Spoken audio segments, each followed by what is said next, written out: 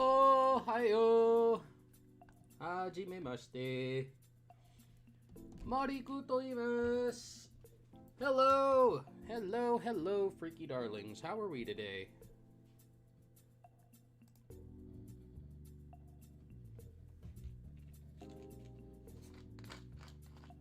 What a lovely day.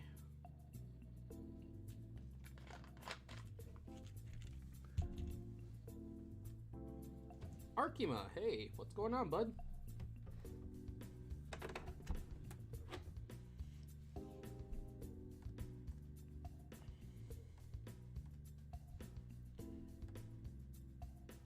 Everybody down and ready to have some fun times in the lounge?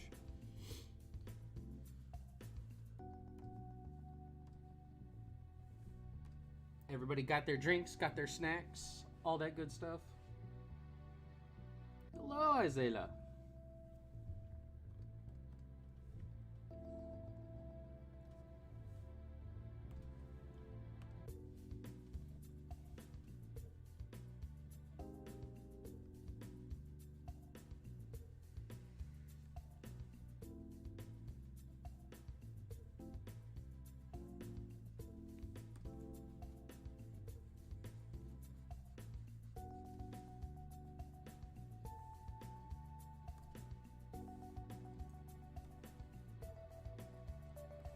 I'm doing okay.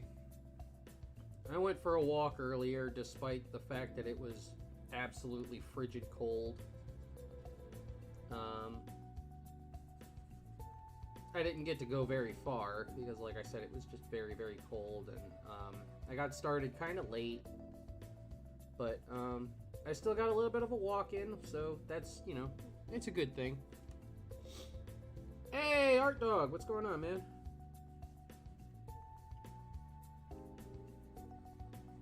How's everybody doing today? I feel chipper today.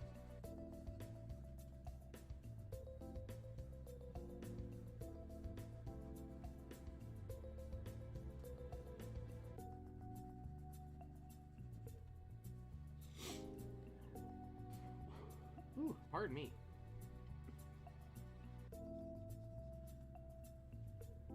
I'm also kind of excited to tentatively announce. Like I say, I'm kind of announcing this, but one of my original projects will be getting a full print this year. So if you guys are interested in getting like actual legit books from me and are interested in the work I do, just stay on the lookout, because details and stuff for those will be available as the time comes. But yeah, there's an original project coming out.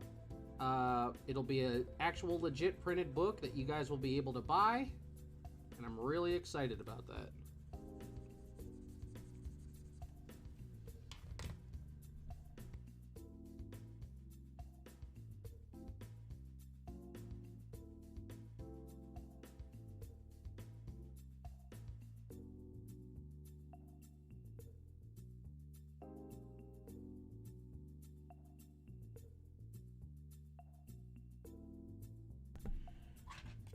One Piece? Watching One Piece?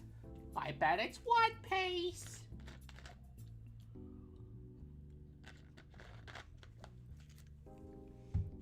But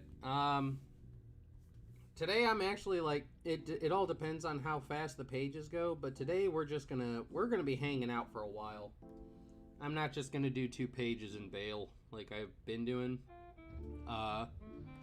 We're all gonna hang out for a bit today.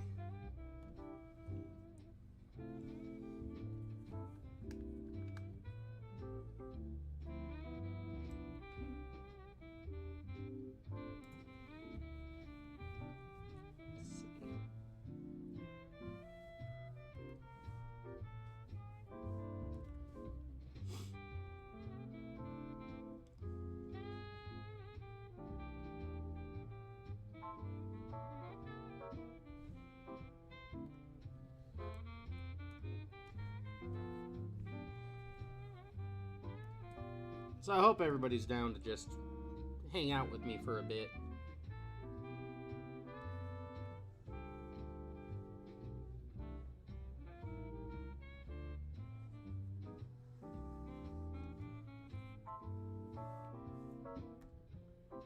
How is your manga coming, by the way, Art Dog?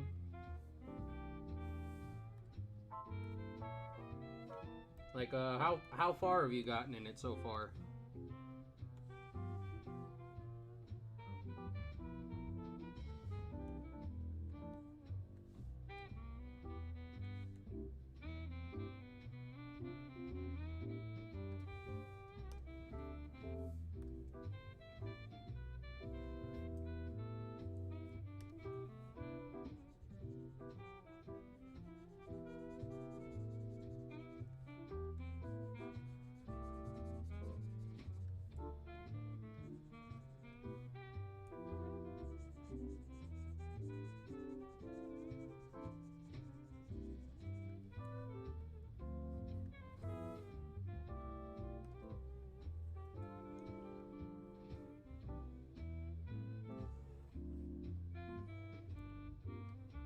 Slow but steady, chapter 6.1.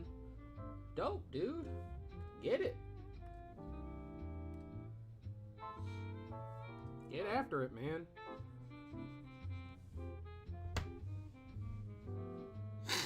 Ooh, pardon me. A little bit of a sniffy sniff. I think that's what I get for walking out in the frigidness of the wilds.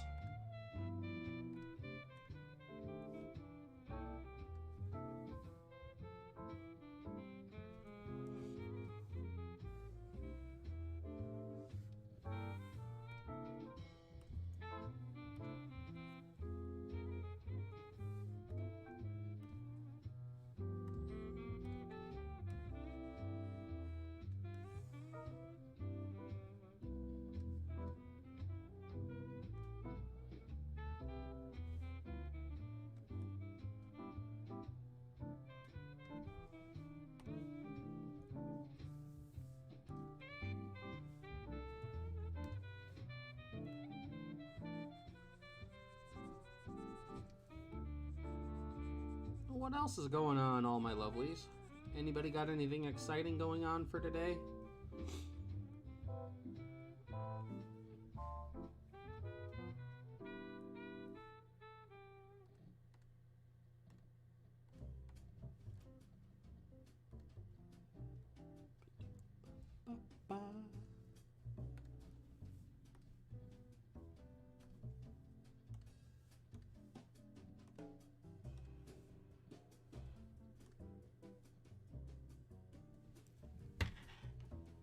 Oh boy, I better get my frickin' tissues. My nose is runny as heck. Hold on.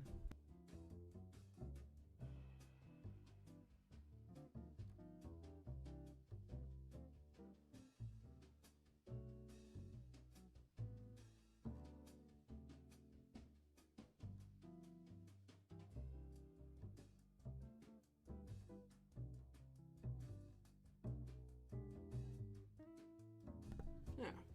There we go. That feels better.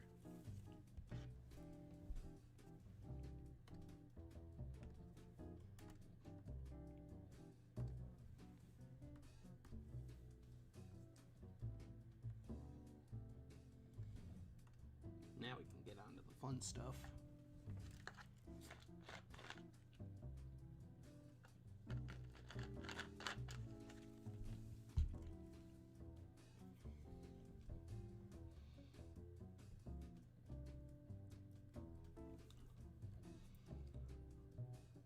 I lay dormant for centuries. Who disturbs my... Oh, it's you.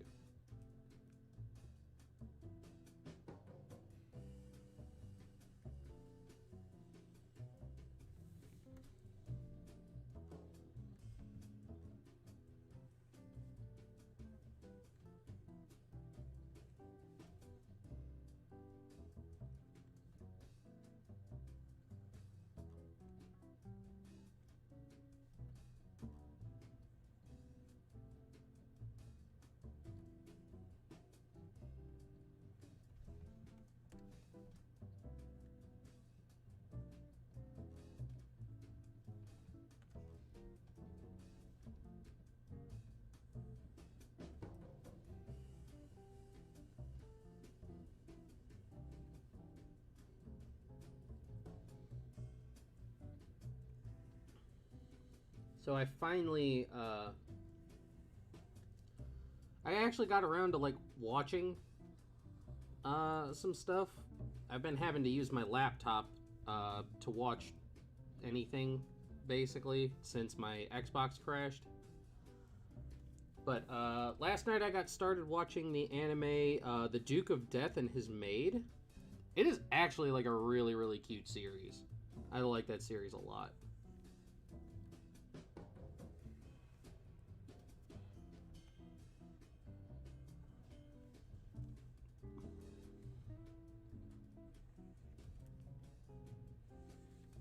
I'm only like 2 episodes in so far, but really, really cute series, and I already would highly recommend it.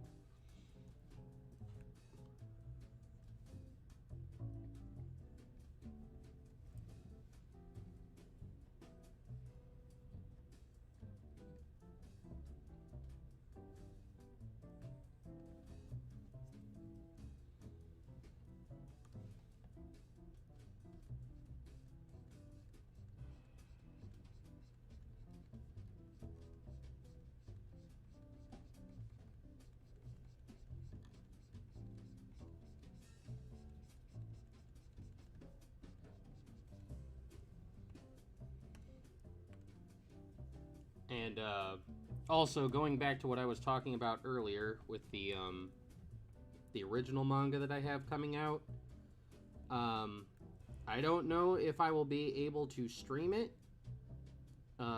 Stream my work process on it. I'll talk to my boss about it. So I don't know if it's something that I have to, like, kind of keep on the down low until it's ready for whatever. But if I'm able to stream it, I will.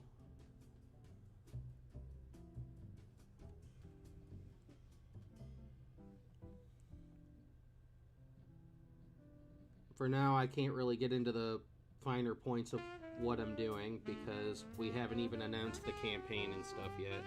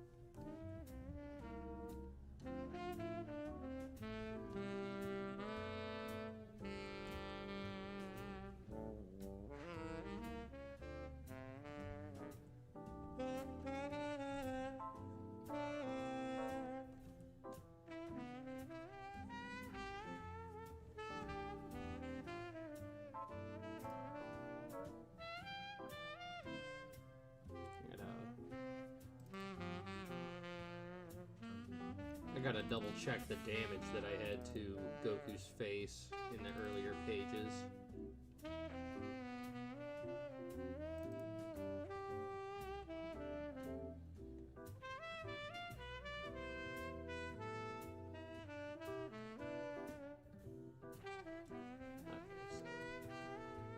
This eye wasn't all messed up, it was the other one.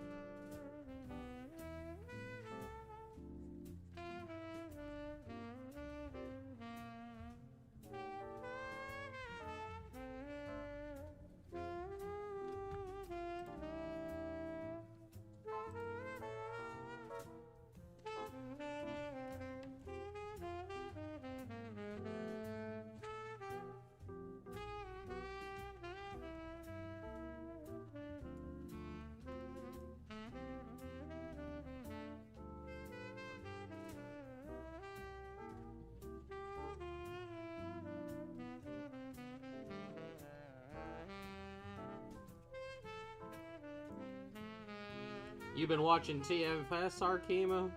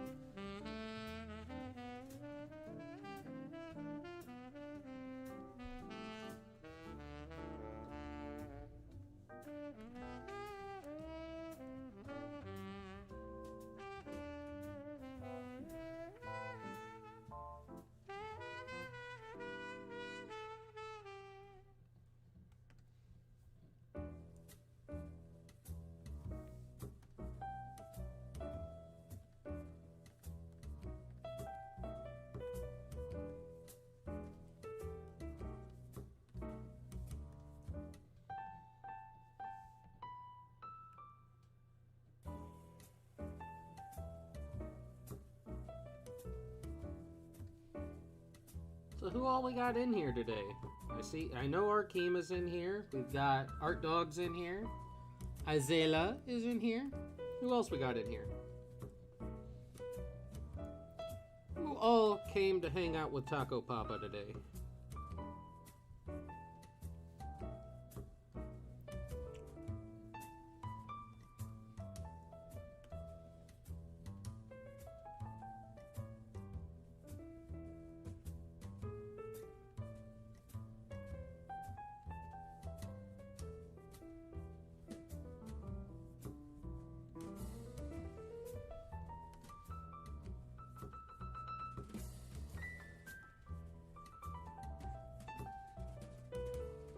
Or we just got a bunch of lurkers up in here?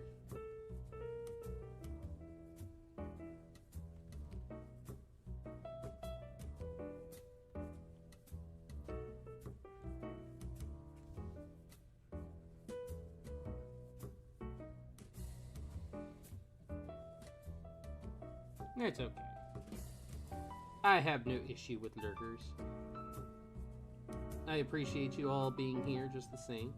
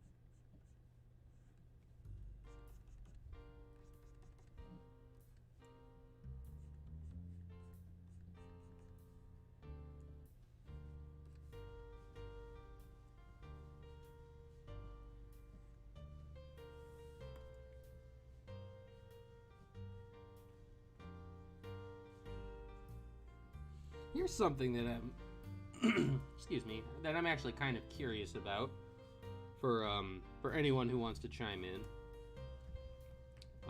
It is something I've asked in the past, but I'm actually like legit curious. How, like I said, for anybody who wants to chime in, how did you discover Dragon Ball New Age in the first place? Did you, like, were you following me and you found out about it? Did you find it on DeviantArt? Were you introduced to it through a YouTube channel? How did you find it? Sidrian! What's going on, bud?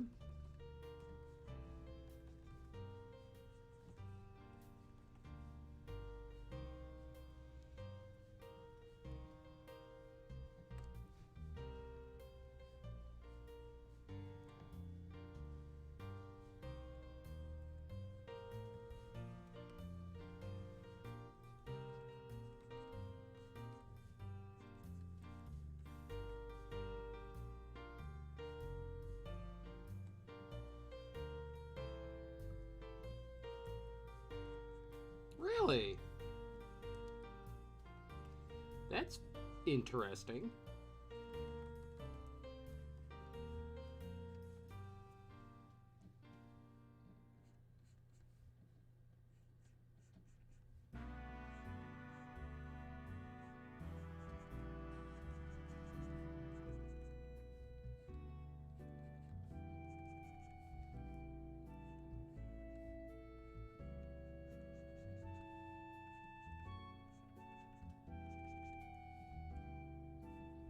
From Masako. Huh. Okay.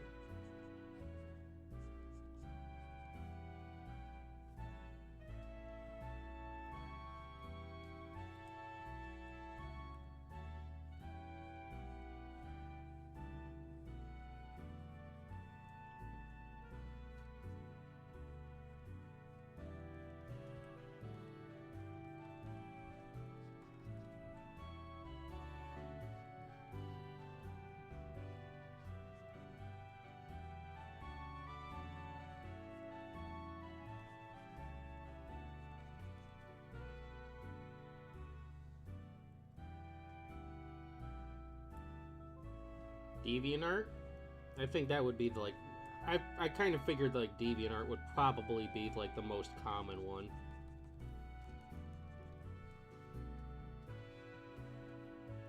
Okay.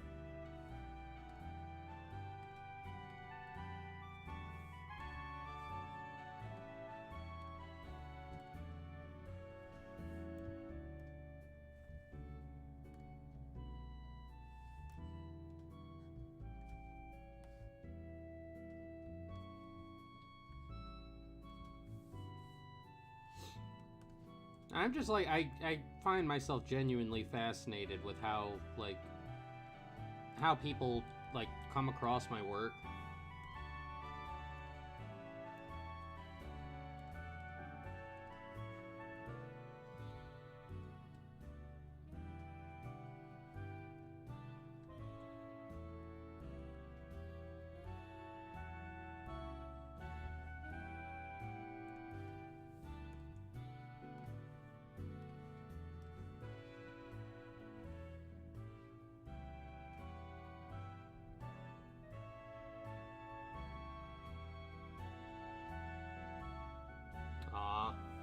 The bullying thing stinks.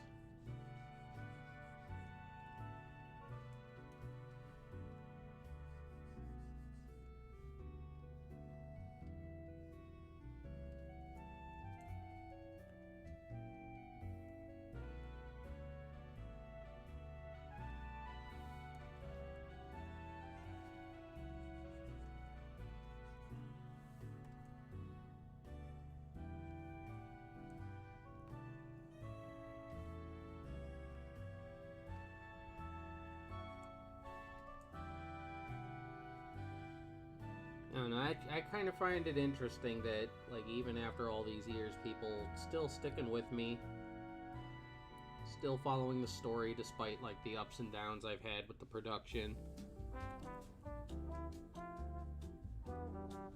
It's just really cool, and I appreciate you guys for sticking with me.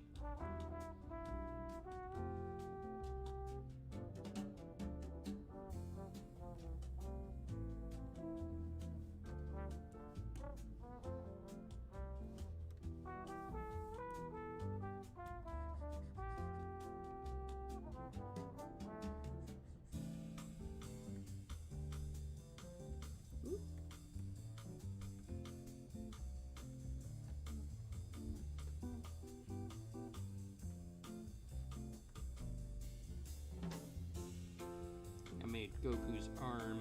I mean, I know he's buff when he's in Super Saiyan 4, but I don't think it's quite to that extent.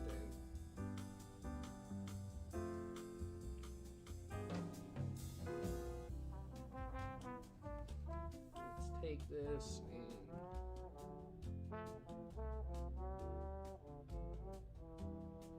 move it in a bit.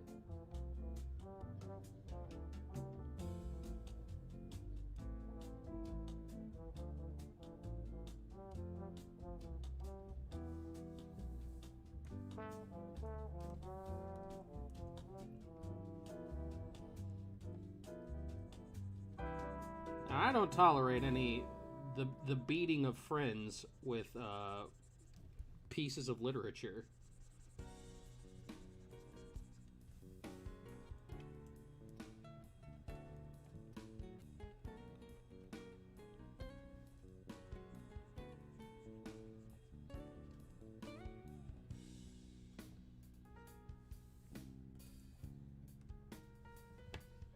There we go.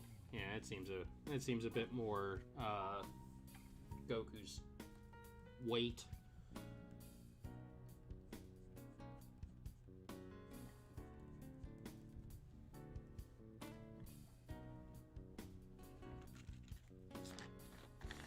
don't know why I keep putting the cap back on this. It's almost drank anyway.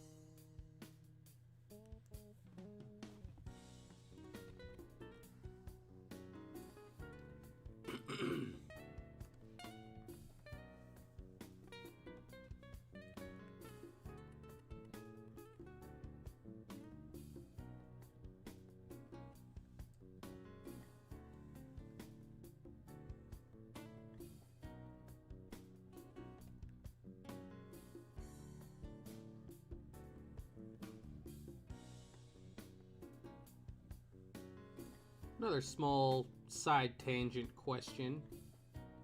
Again, for those who feel like chiming in and answering.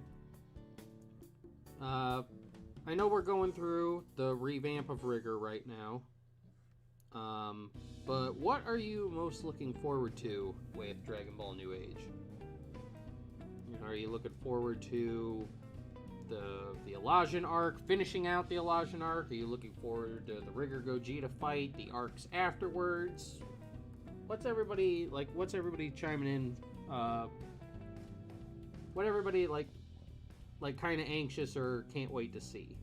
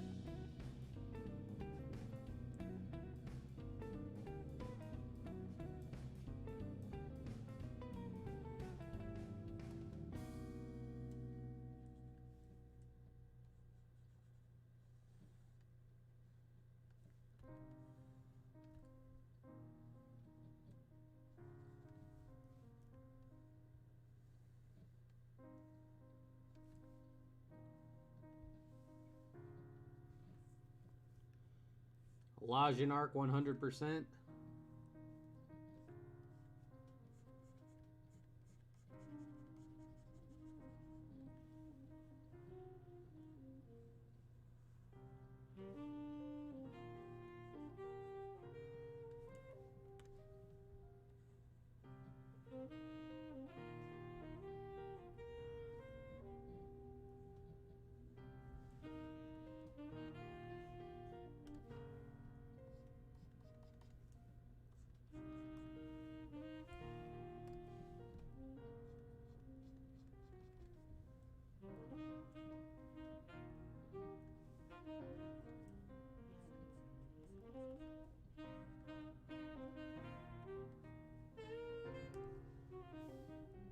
Alright.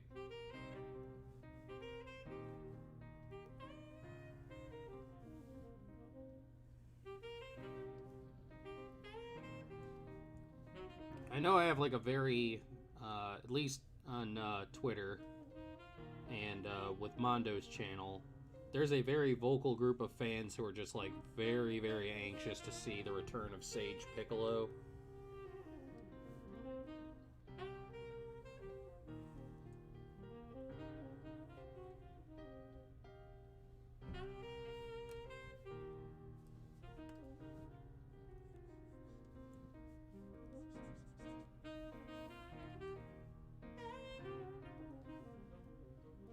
Speaking of Mondo, I actually gotta get a hold of him. He needed me to do some work.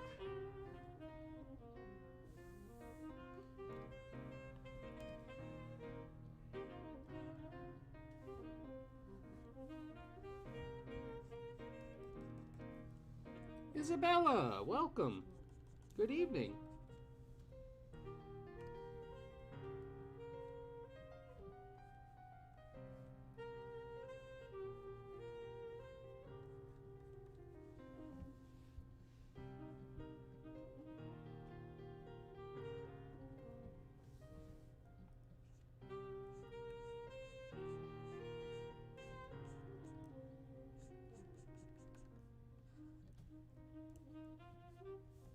There's some things that are going to be different about that particular fight.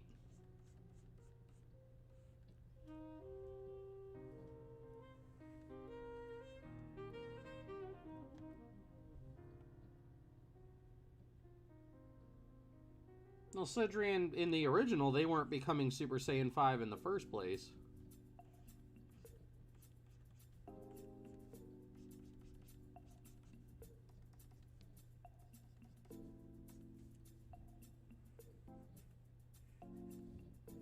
From day one, I kind of, like, I've even said that, like, from day one, Super Saiyan 5, or in the case of the new version, the Asura form, that's something that's, like, kind of, like, just genetically exclusive to Rigor.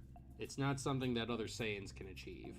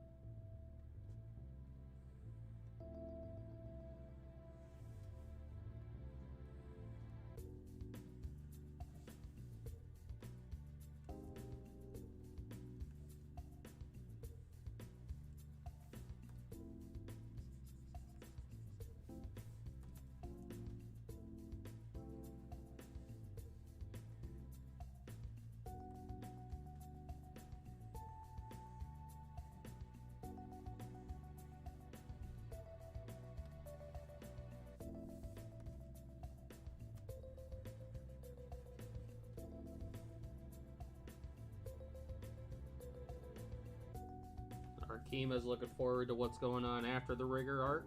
Alright.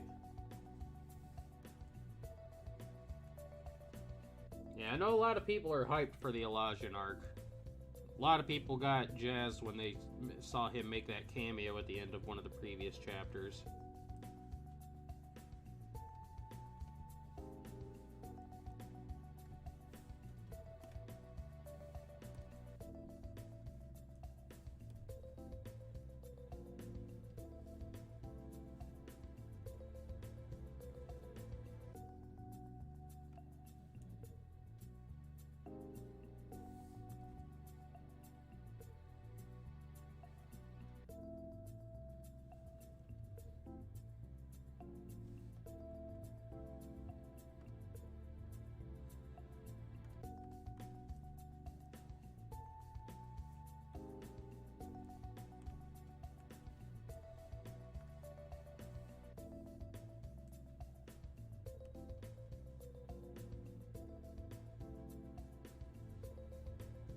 Oh, okay, I see where you're coming from now. Yeah.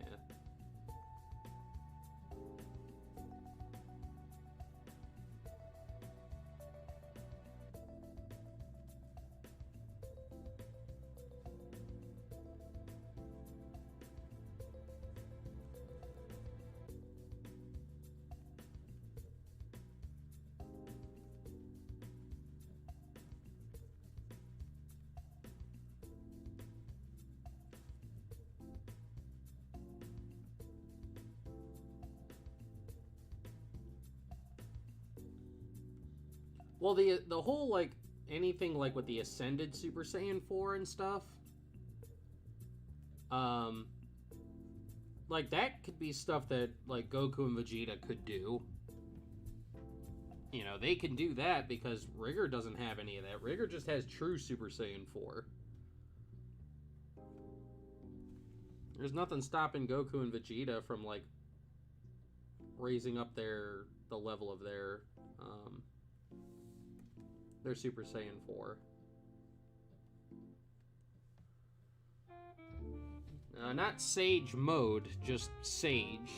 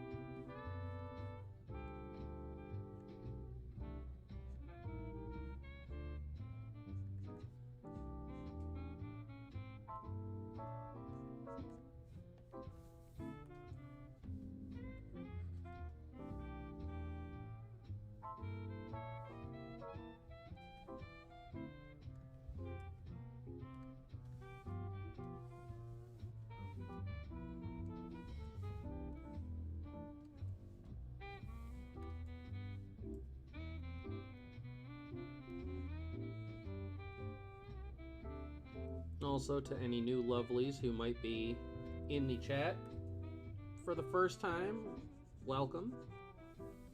If you're returning, thank you for coming back. I appreciate it.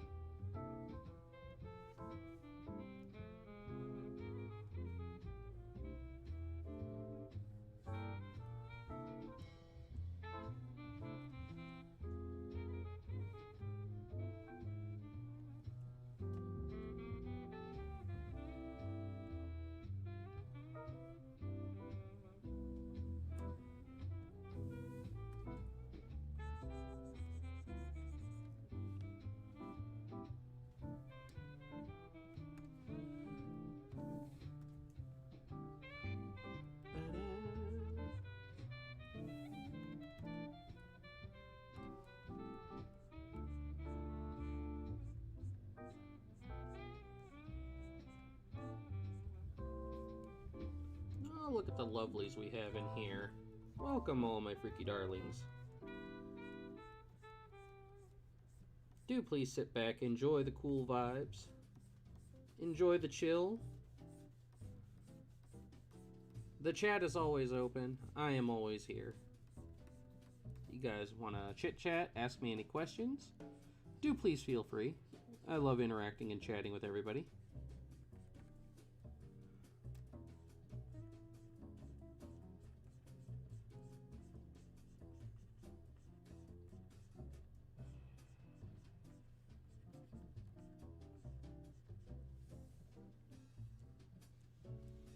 I mentioned earlier that I just got started watching The Duke of Death and His Maid.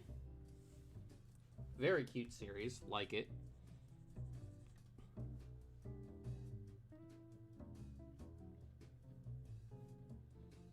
On a 120 commission.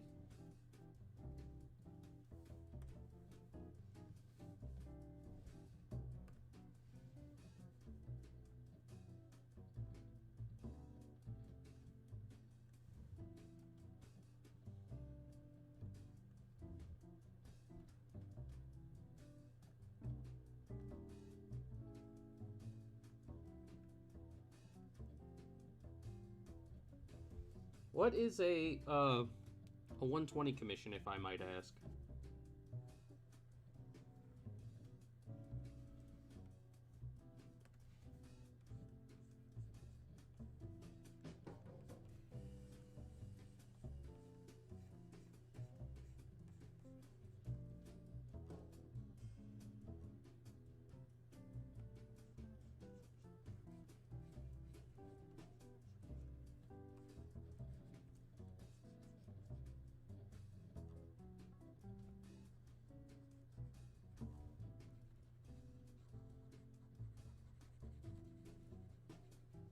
I'm not familiar with that particular verbiage, is all.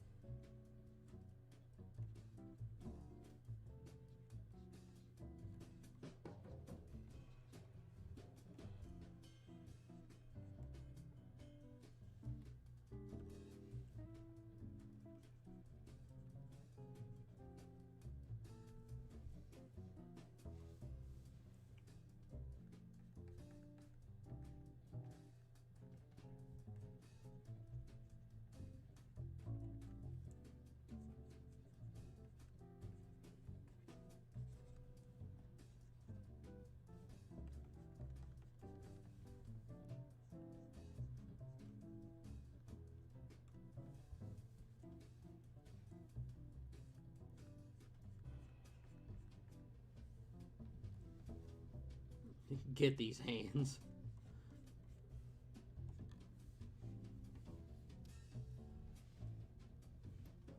Catch these hands.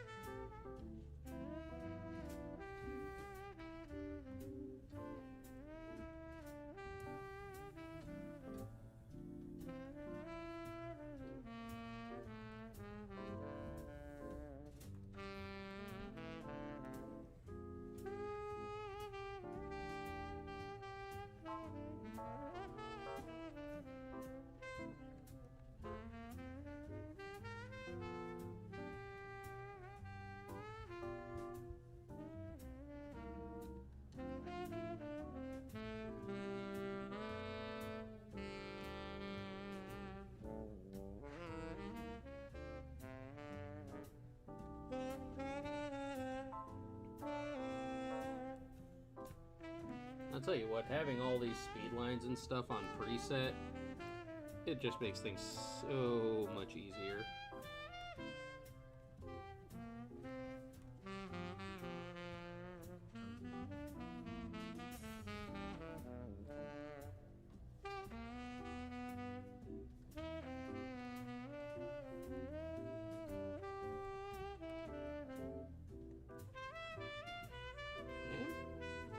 Rigger is losing his S word.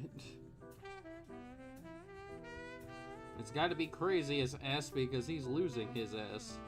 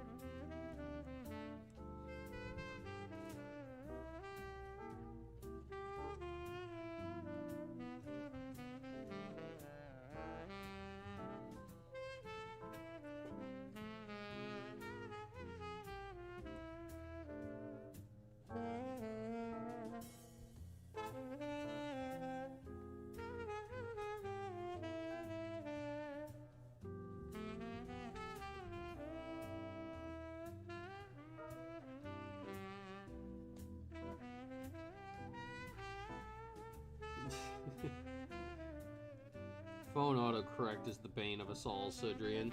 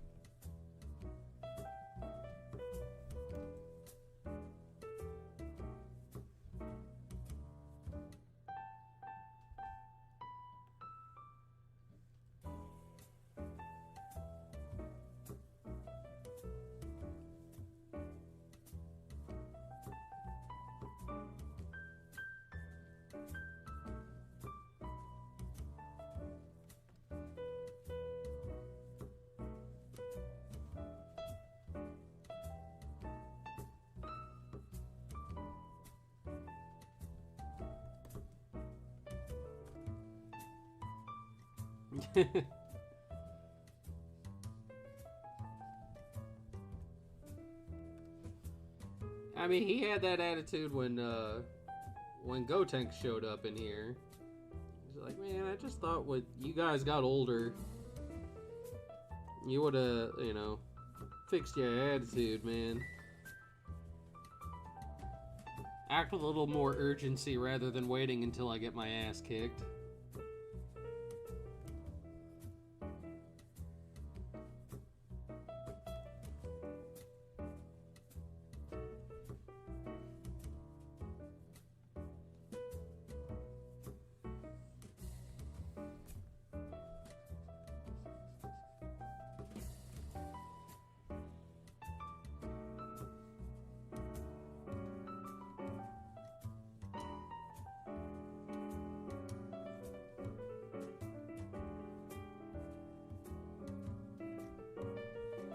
Sage Art dodge.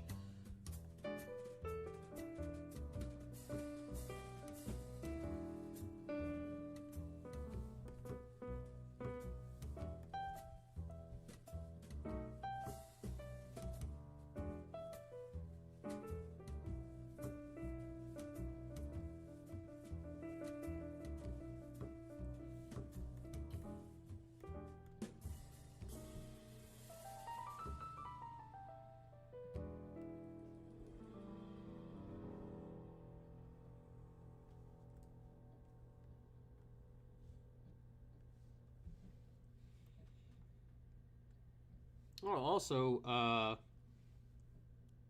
I am a pretty good chunk of the ways through the script for our first Explore the Lore vid, which will be about the true Super Saiyan. So that will actually be coming to the channel at some point in time as well.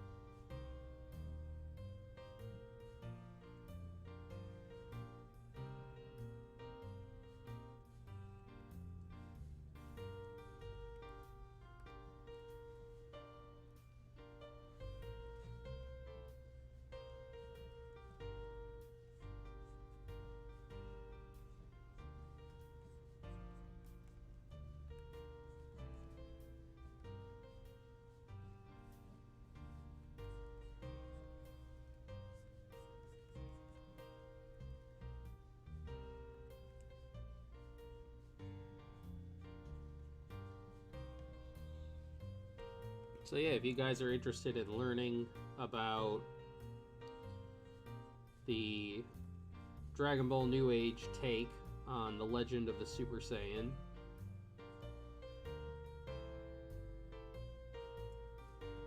yeah, he's experiencing the drawbacks of the form already. One, he can't control it very well.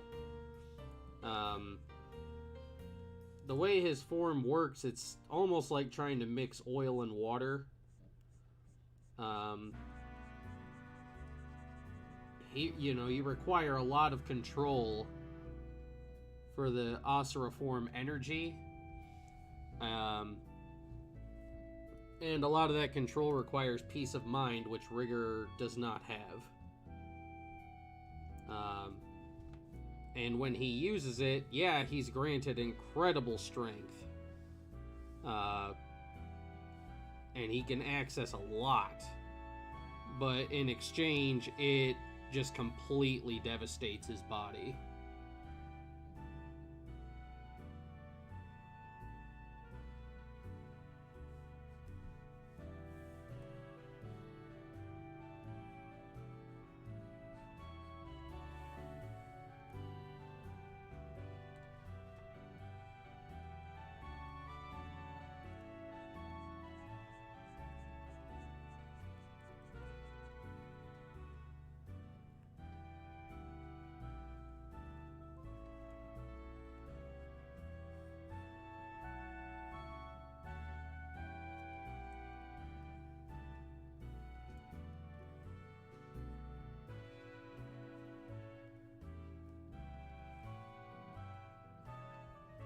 If you'll remember earlier in the story, when Rigger had that flashback before he transformed, his master told him that mixing his unstable emotions with that unfathomable amount of energy just created a very disastrous result.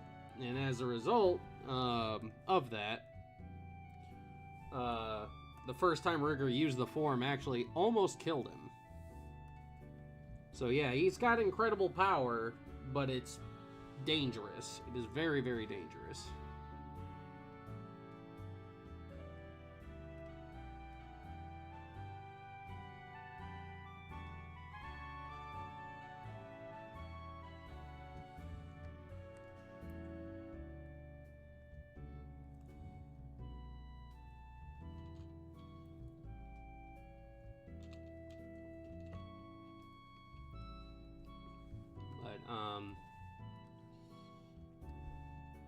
Going back to the Explore the Lore vid for True Super Saiyan, we're going to be talking about everything from who the first True Super Saiyan was, the origins of the legend, how Yamoshi and all those fit into it.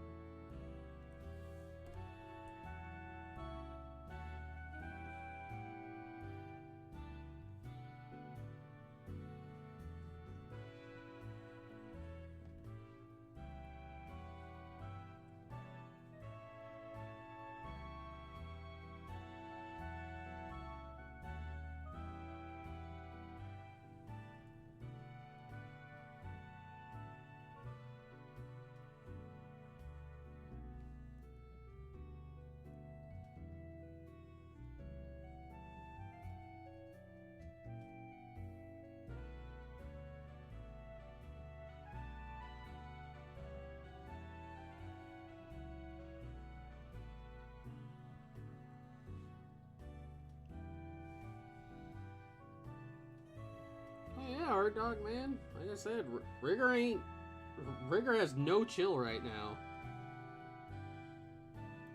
You're good, Kazo.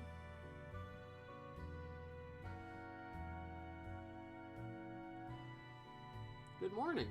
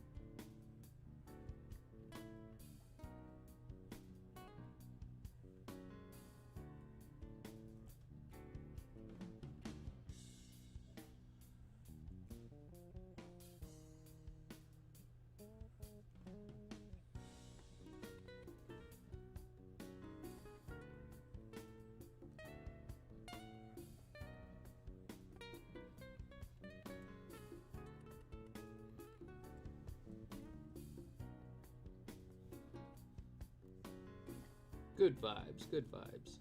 You know the vibes, bro.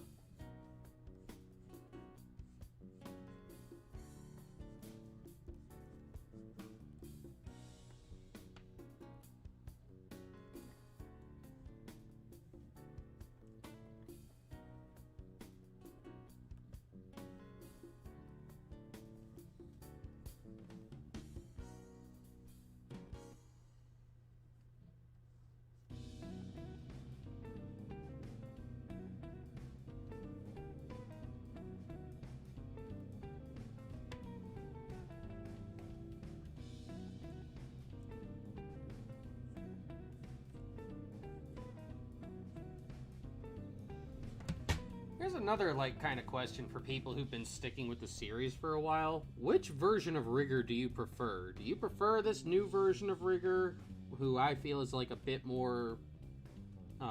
he has a bit more depth and stuff to him? Or do you just prefer the... you know, the kind of, like, the bog standard old version of Rigger, where he was just kind of like your typical edgy Dragon Ball villain?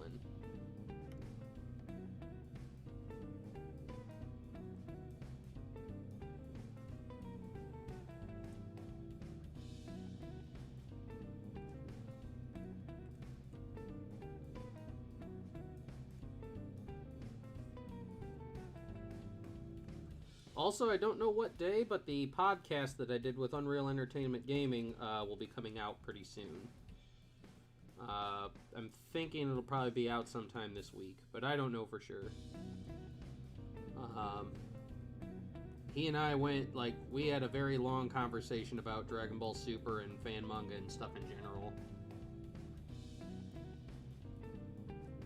Blue Mew likes new rigger over old rigger. Okay.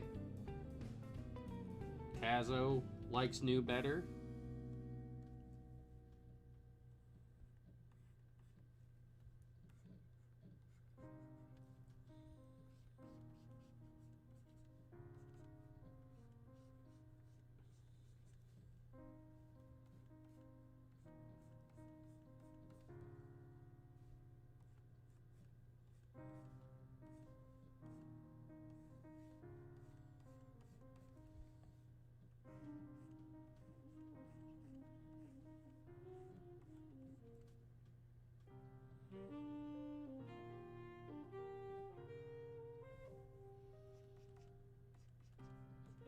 Well, it'd be kind of hard to give humans a transformation because humans just don't transform. They can power up, but they just don't transform. With Namekians, I gave them an alternate form called Sage, the Sage Namex, but it was something that they had to work for and obtain. And not every Namekian gets to be a Sage. I think that's one thing that, I personally strive for when I'm making a transformation. I don't like making transformations that just anybody can have. I like having transformations that you either have to work for or are, just very difficult to obtain. In other words, I don't want my transformations to be bargain sale transformations. Anybody can do Kaioken and stuff, but not everybody gets to be quote-unquote Super Saiyan 5 or whatever,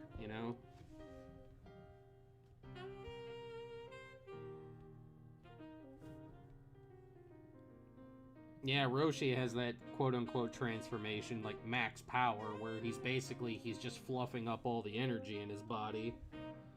So, if you want to call that a transformation, I guess that would be it,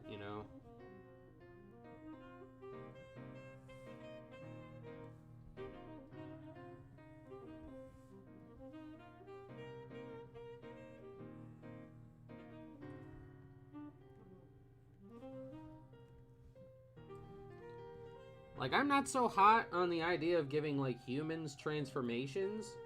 I do like the idea of, humans, some humans being able to rise past the universal limit that typically is set upon the humans. And, through hard work and perseverance, they can come, within striking distance of our heroes and those big-time villains and stuff like that. They don't necessarily have to be, protagonist level strong, but being able to do something, it's kind of cool.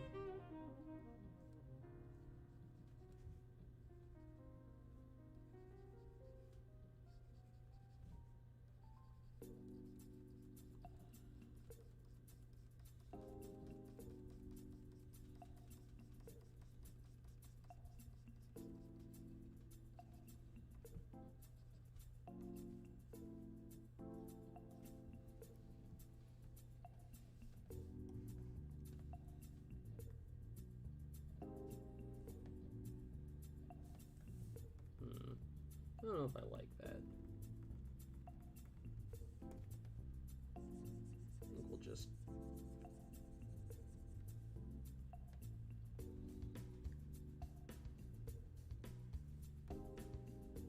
Yeah, I like the idea of, Ten Shinhan, where he's got, different techniques that aren't really transformations, but his techniques put him on, level footing with, some of the more powerful characters. I like that idea, rather than giving humans transformations.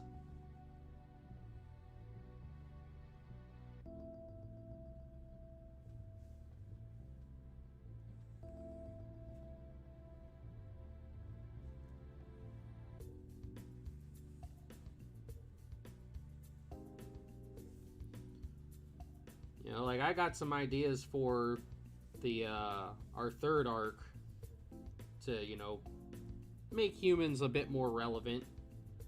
And it doesn't involve transforming.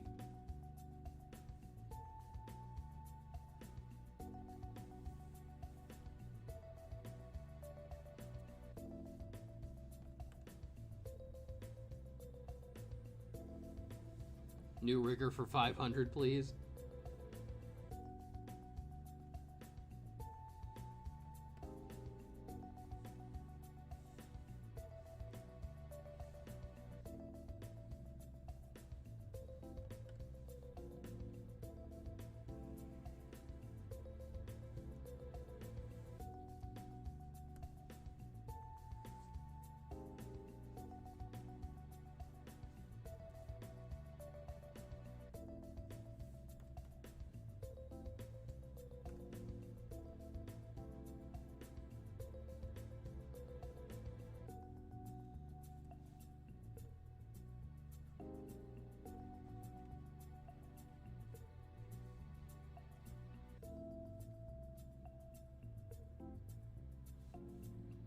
Yeah, I have no problems with, like, humans, like, developing techniques that can get them stronger, but I don't like the idea of just handing everybody a transformation.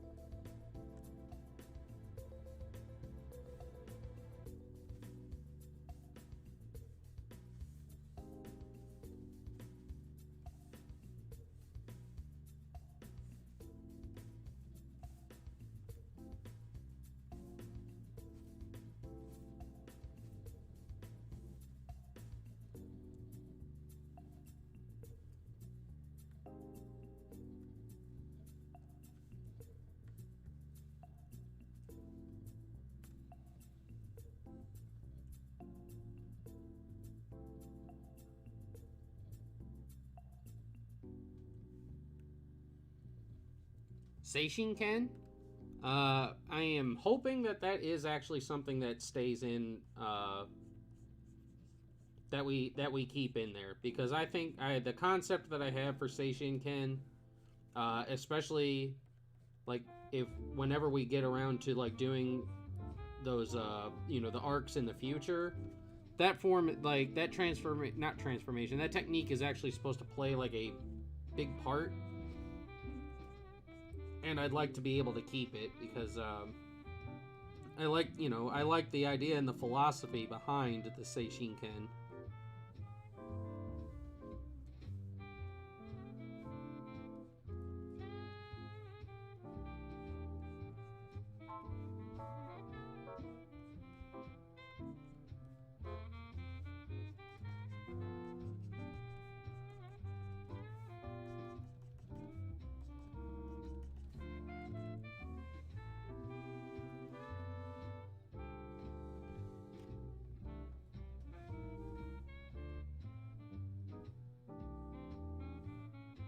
But I liked the idea of, like, you know, an alternate Kaioken that is, like, stronger, but has, you know, still an inherent weakness. That's something that I see a lot of people, like, when they do make a transformation, they skip out on that. They skip out on giving the form, like, any kind of inherent weaknesses. And I'm like, you know, I don't think that's the way to build a transformation. You shouldn't do that.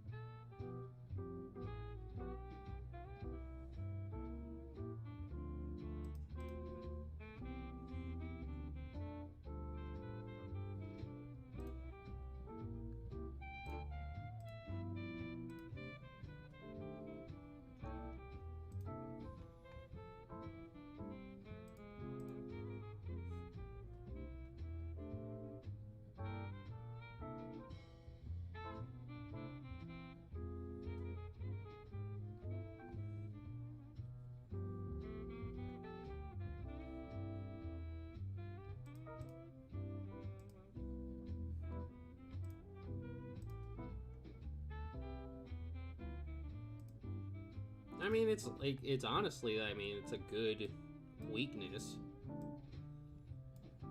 Any transformation that's like super duper strong, the weakness of if you stay in it for too long, it will kill you, is a good transformation.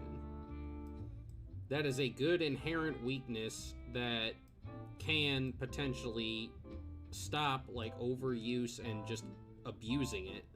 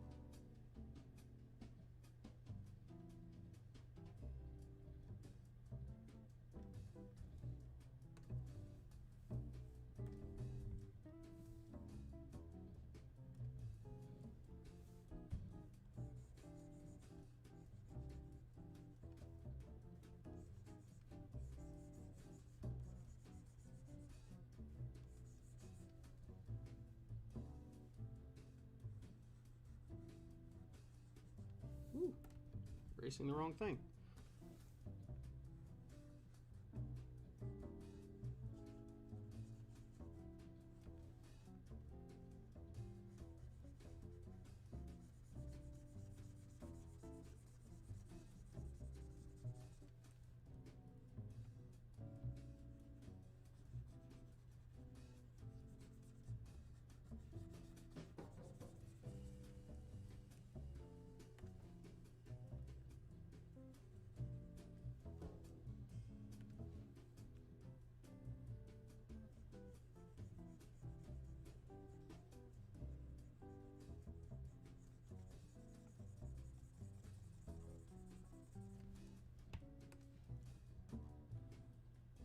Yeah, I like having transformations that have built-in inherent weaknesses. Just a flawless transformation that has no weakness whatsoever can get very boring.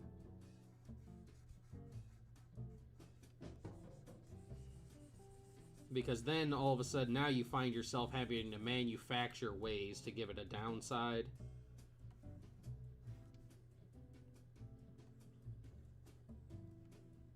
Because you just didn't give it one.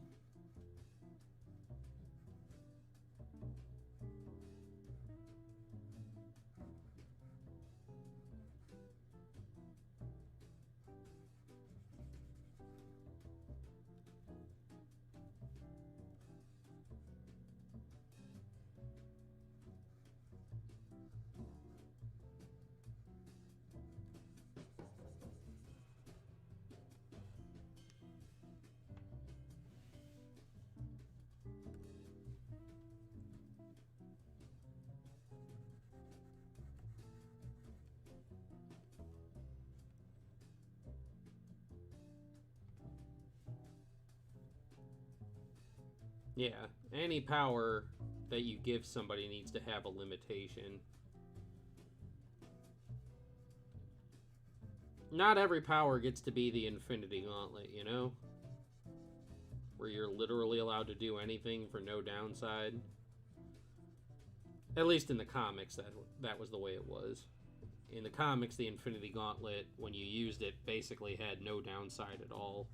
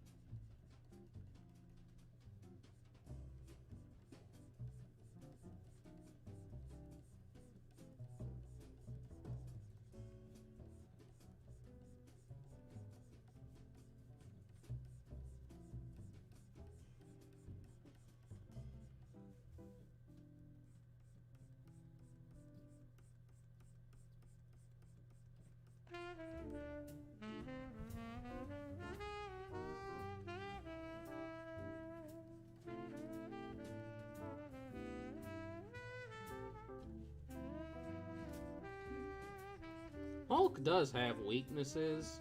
I just don't know if they're like kryptonite-style weaknesses. He has just been like straight up overpowered, you know. He fought Zeus, the Greek god, and Zeus kicked the crap out of him. You know, so besides just hit me really hard.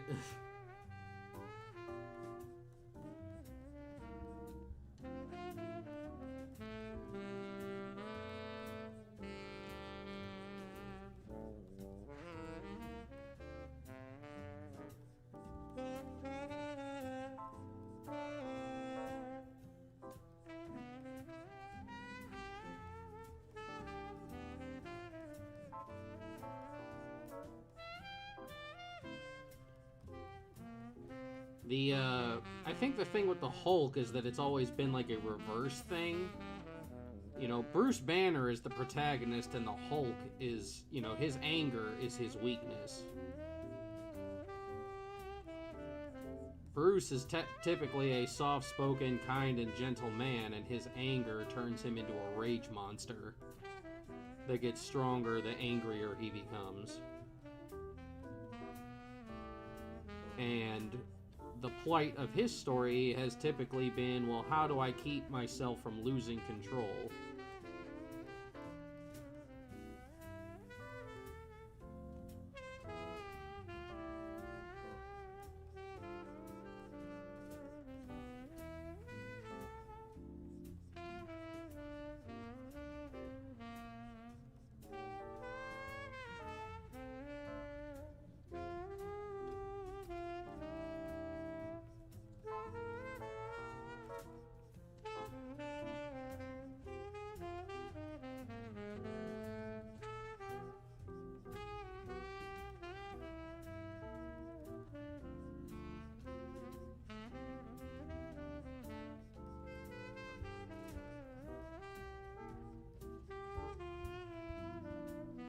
Yeah, like, physically, the Hulk has very few weaknesses.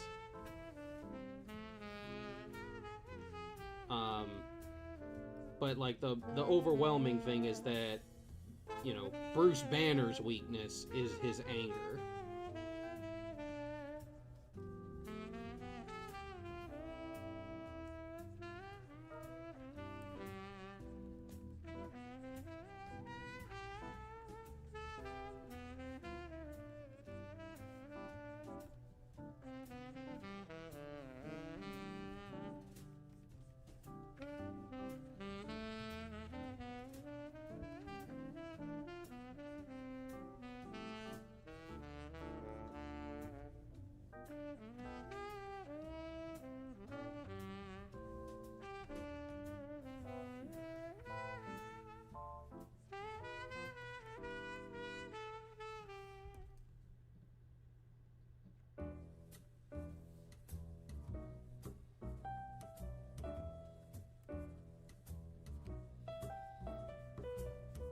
The Maestro's thing was that, yeah, he's the Hulk, but he's a future version of the Hulk who is, like, stuck in Hulk mode, and he was driven insane by his gamma radiation from a nuclear, I could think it was like a nuclear war. And, like, he's driven insane and he's strong and he's smart, but he doesn't have the ability to keep growing stronger like the younger Hulk does. So, like, his strength is kind of, like, topped out. So he's, like, stuck at one level of power. You know, so they compensated for the fact that he's now an evil Hulk with giving him less power than he did with smarts. And then, like, the gray, like, Joe Fix-It Hulk is kind of angry and stuff all the time, and he too is not as strong. The Savage Hulk and the World Breaker Hulk are the two strongest forms of the Hulk.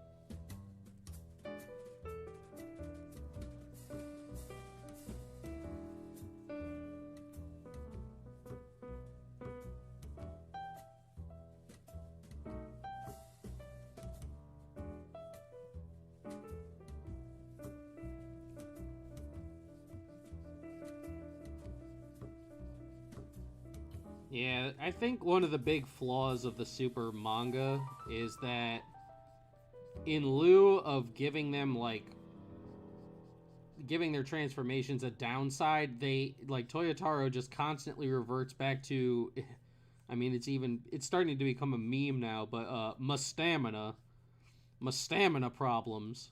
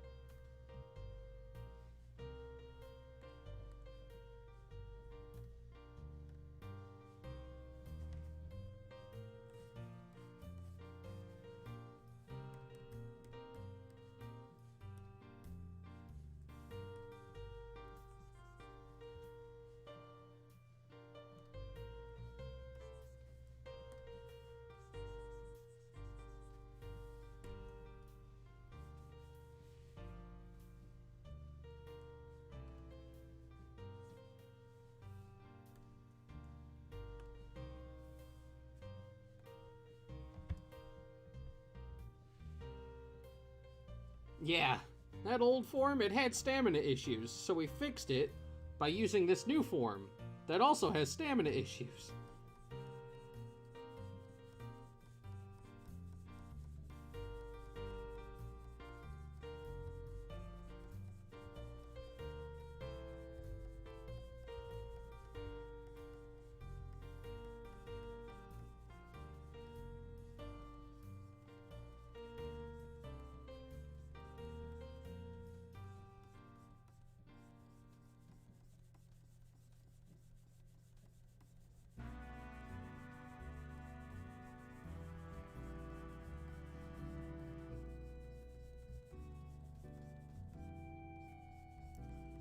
Like with Rigger, for example, like Rigger's true Super Saiyan form, the one he calls his battle form, he's had a lot of experience, you know, with that form, so he's able to mitigate a lot of the side effects of it.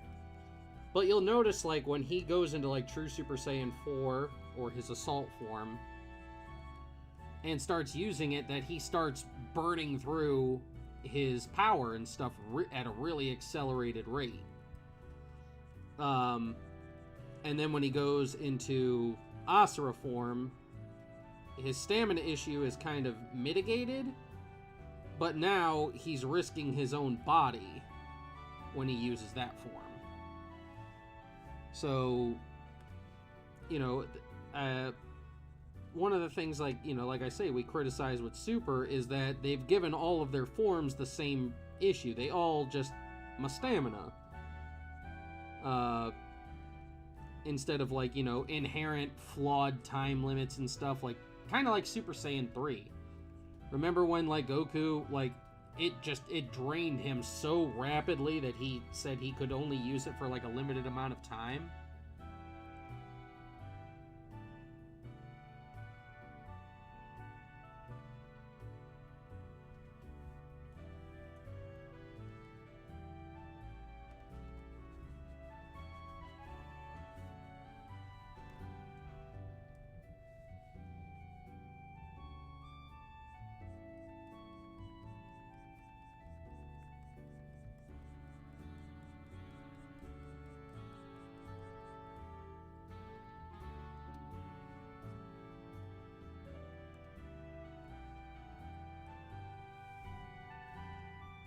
Super Saiyan's weakness was that the person who uses it, you know, you're typically the person who used to, like, with Goku, for example.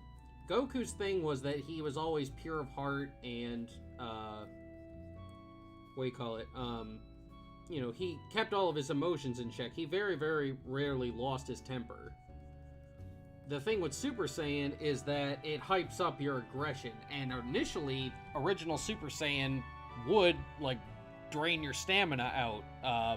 after a while. Goku even makes mention of that when he's training with Gohan, that you got to get rid of that restless feeling because you're always concentrating to keep the form active.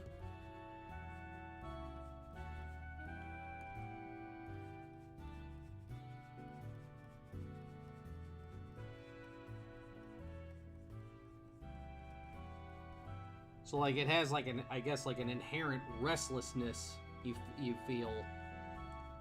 I think you could kind of equate it to, like, Superman when he says, he's always taking, the utmost care to not, like, accidentally break or kill somebody. So he's always got to keep his power in check. And I think it was that way for Super Saiyan at first. You had that restless feeling. You could never relax while you were in it.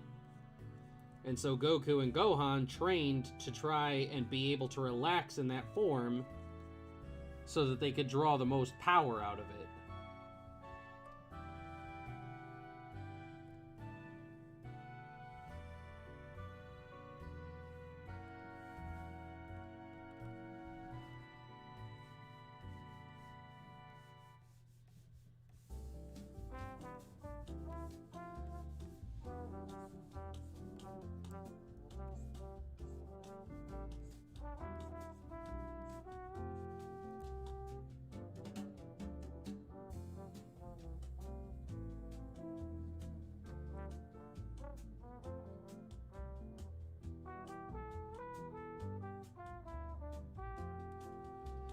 I think it's okay to have a transformation that initially has weaknesses and you train to mitigate it. I mean, Dragon Ball did it a lot with the Ozaru.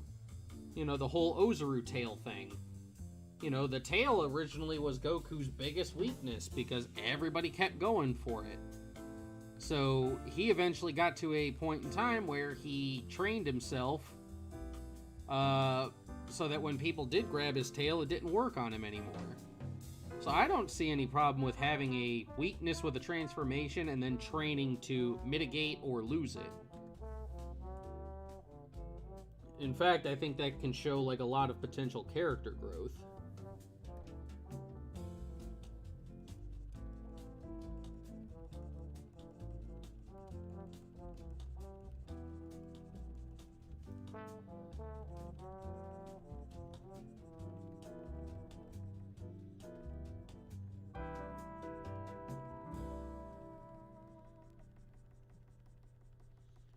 And I also don't think there's a problem with having a transformation with no weaknesses or a power with no weaknesses, as long as it's not like an ultimate power.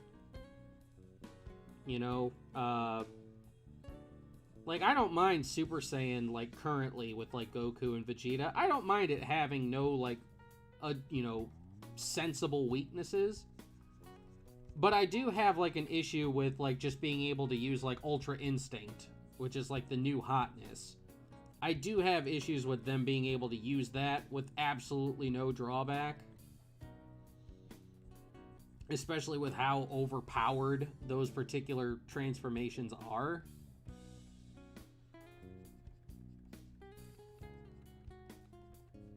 Like, say what you want about the Granola arc, but the fact that Granola, like, for all the guff you can give it about, oh, well, he just wished himself to be the strongest in the universe. Granola at least had to exchange something to get that strength. He had to, he shortened his own lifespan to be the strongest in the universe. And he doesn't even know, how much. I think didn't they say, his life would be, cut in half or something like that?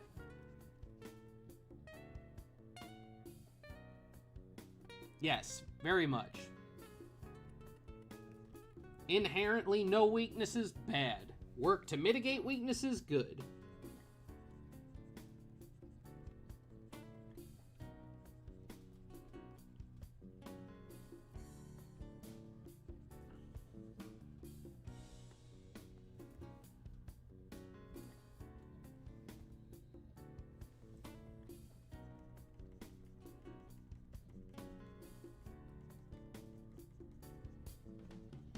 Yeah, so, yeah, Granola, he's the strongest in the universe, but he only gets to be that way for 3 years.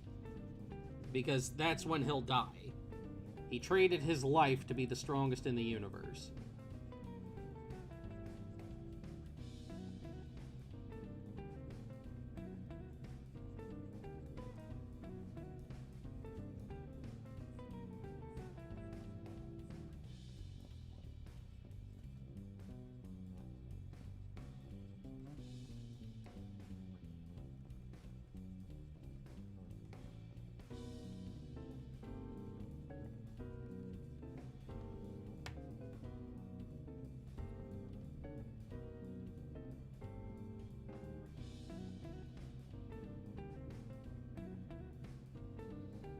I hope they don't do that. It's been long established that the Dragon Balls, like, have a thing against, you know, you dying of natural causes. They won't bring you back for that.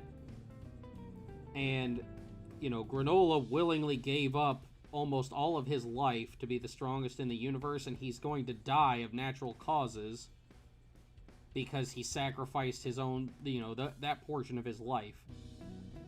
I've already, like, talked at length a bunch of times about how, like, I don't like how Super just has a habit of just flagrantly disregarding any consequences for anything.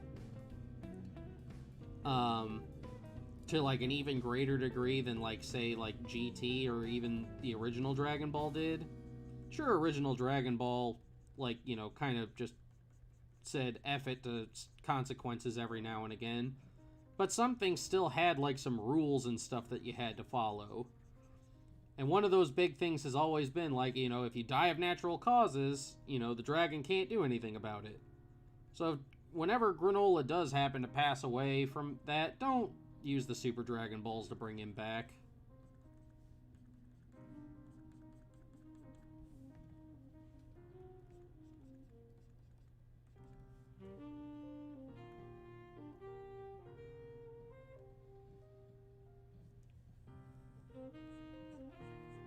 The whole, like, you know, death being, like, a temporary setback in Dragon Ball was something that, like, I wanted to address with Dragon Ball New Age, which was why in the old versions, when Goten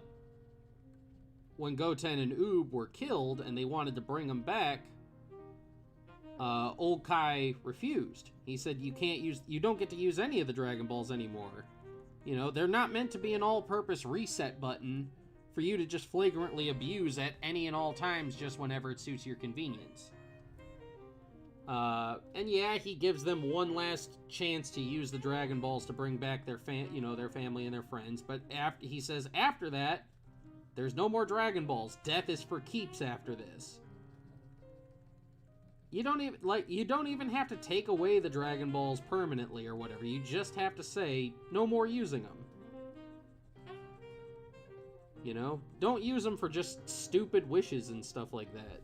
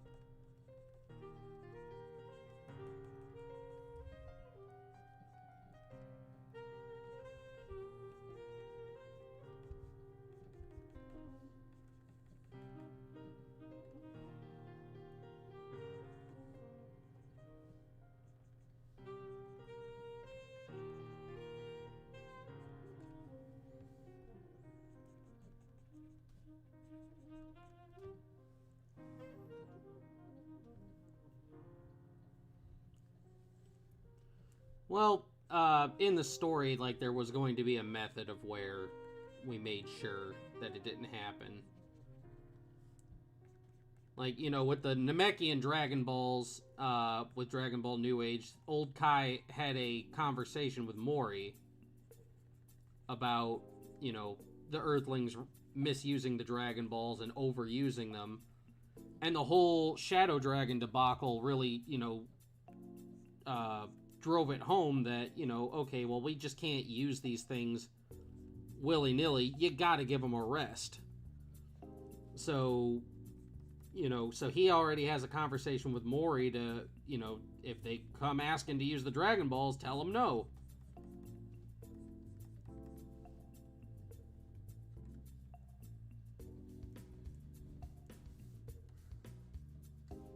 But there was going to be an event later in the series that would ensure that, the temptation would never arise for them to go and use the Dragon Balls ever again.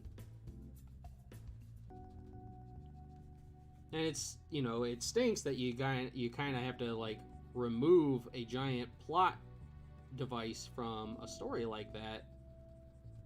And you shouldn't have to. But we've seen that the Dragon Team just has a propensity for just abusing the heck out of the Dragon Balls whenever it suits their fancy. And I would just prefer that instead of eliminating the consequences from the different plot devices and stuff that we have, we start adding consequences to them. The death of consequences is a big thing, and I don't like it.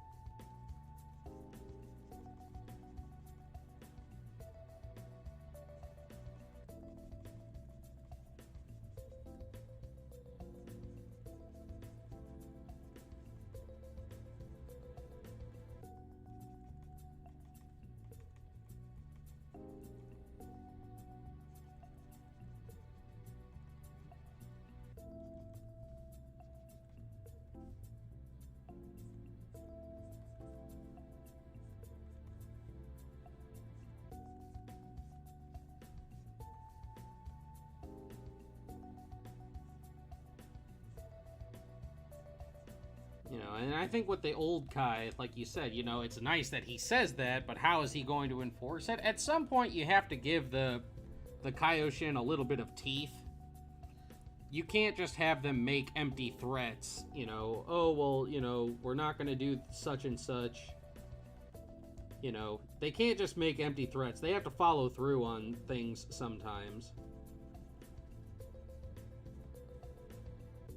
And that also goes back to why I said, why I had the old Kai say, you guys don't think that I don't know that you're abusing the Namekian Dragon Balls as much as your own? How would you like it if you guys had to fight, 7 more Shadow Dragons even stronger than the ones that you fought before? Because now you're abusing a stronger set of Dragon Balls. And he even says, at some point, even for you guys, death is just gonna have to mean death.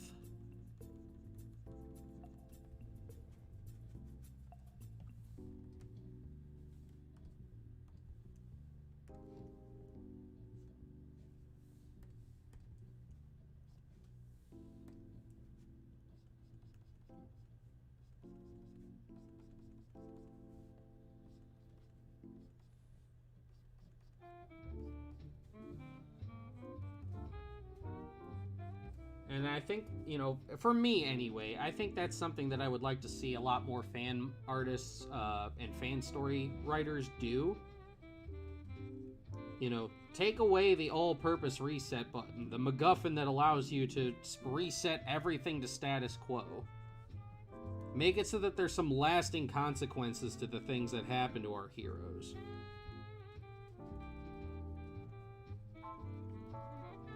Because when you can say, oh, well, we'll just fix it, we'll turn it all back to normal in a year, well, then where's the stakes?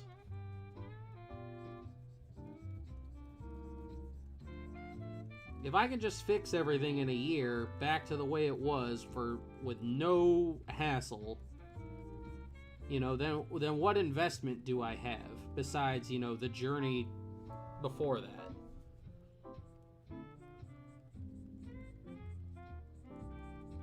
At least this is the way that I look at it. I know not everybody sees it the way that I do, but this is the way that I look at it.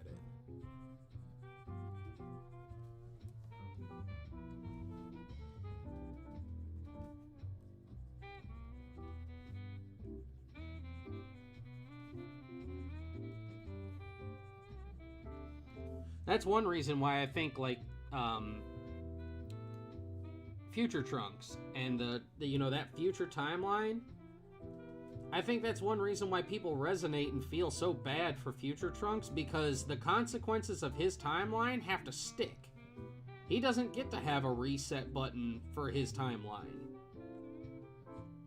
You know, his timeline is stuck in the worst possible scenario that you can get. All the heroes are dead and there's no chance of bringing them back. And I think people resonate with that more because now he just has to deal with it.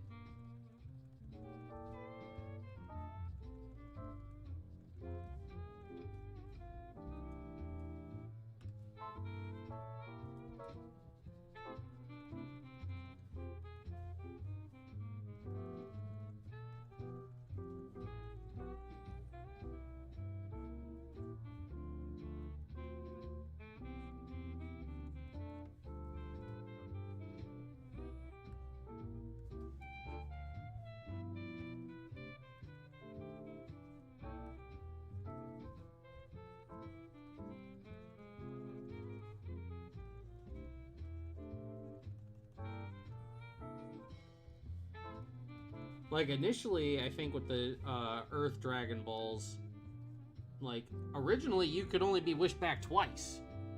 You know, you got one free ability to come back, but after that, you were done.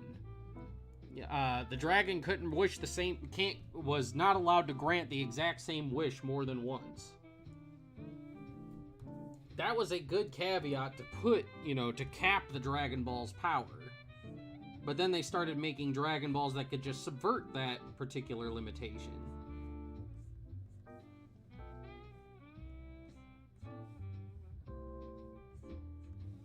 But I think that that is a nice caveat to give something that they can, you know, or like what I did with the Black Dragon Balls. The Black Dragon Balls can grant just about any wish, but when you use them for evil purposes, they don't take up as much power because they're inherently bad. But when you use them to do something good, they in turn drain more life from everything around them. And the old Kai even says, can you imagine if you grant a wish? If they grant a wish strong enough that it just kills the entire planet, trying to recharge it, it just feeds on the energy of the whole planet trying to get its power back. Can you call yourself a hero if you wind up dooming the very planet you're trying to save?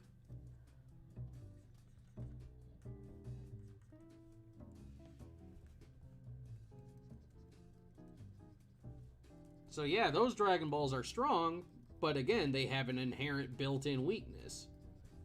The more evil you use them for, the less power they use. The more good you use them for, the more damage they do.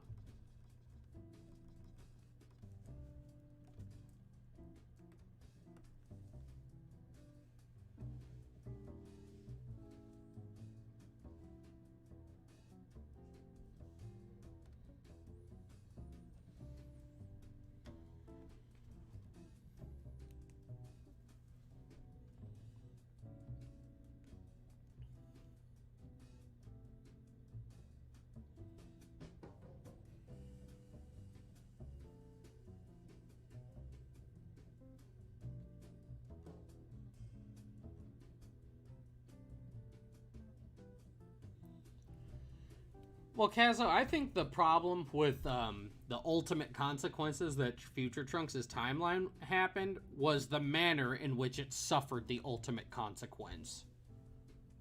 It suffered the ultimate consequence through one of the most ham-fisted, lazy endings of all time. that ruined what could have potentially been the best arc in all of Super.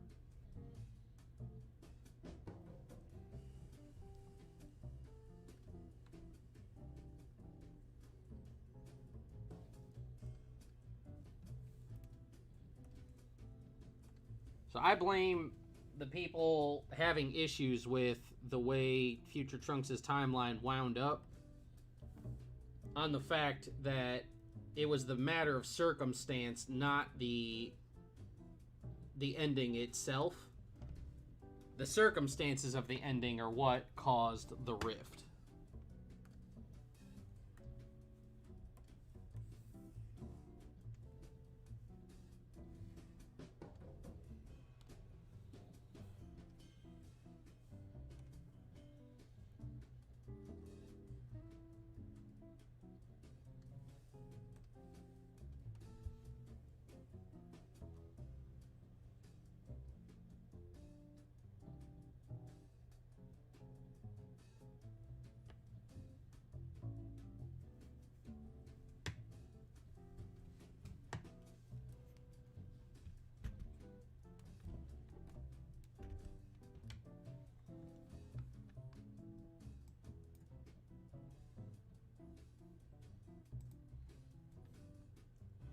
Yay! Isaiah's still here. Happy. Happy times.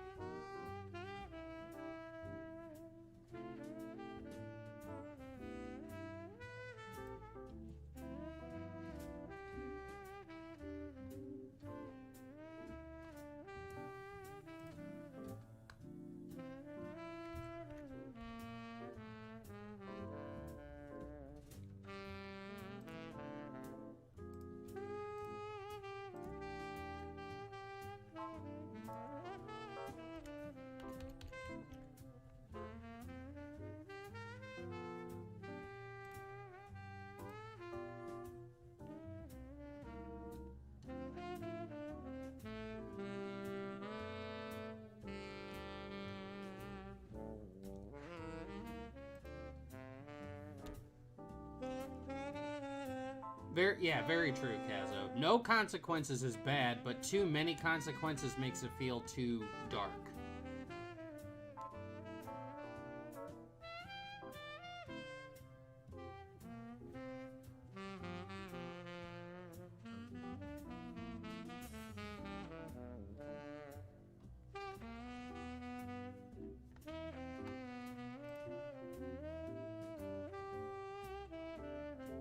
Well, I'm kind of in the same boat. That's why, like, you know, I've told people before that,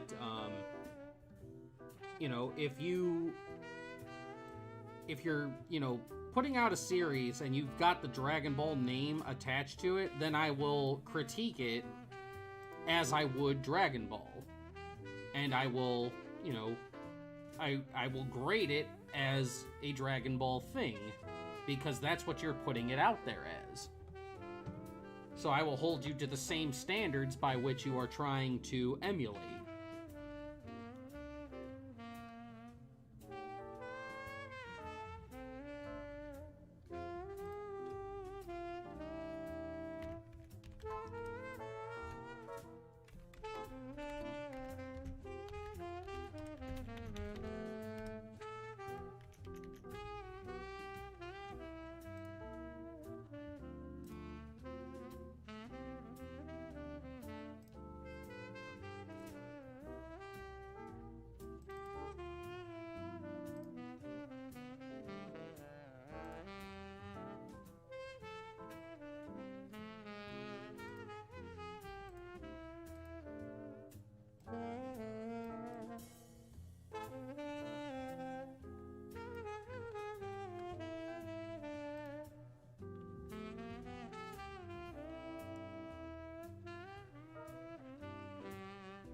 Well, I've done the same thing. Like, one of my favorite, like, fan mangas is that Xenoverse comic that's done by Crimson. Because not only is his stuff, you know, very, very well drawn, I think it's particularly, not exactly, like, immaculately written, but I think it's well written. And it's got a very deep, in-depth story. And the whole aspect of Xenoverse is more of a backdrop rather than the central focus of it, which I think is, you know, is better for me because I've, you know, listed in the past that I dislike the whole Time Patrol and the whole thing about Xenoverse, you know, being, you know, all built around time travel. So it works for me, and I've critiqued it like that. So I can critique it as a Dragon Ball story. And I think it's a particularly good one. It's one of my favorites.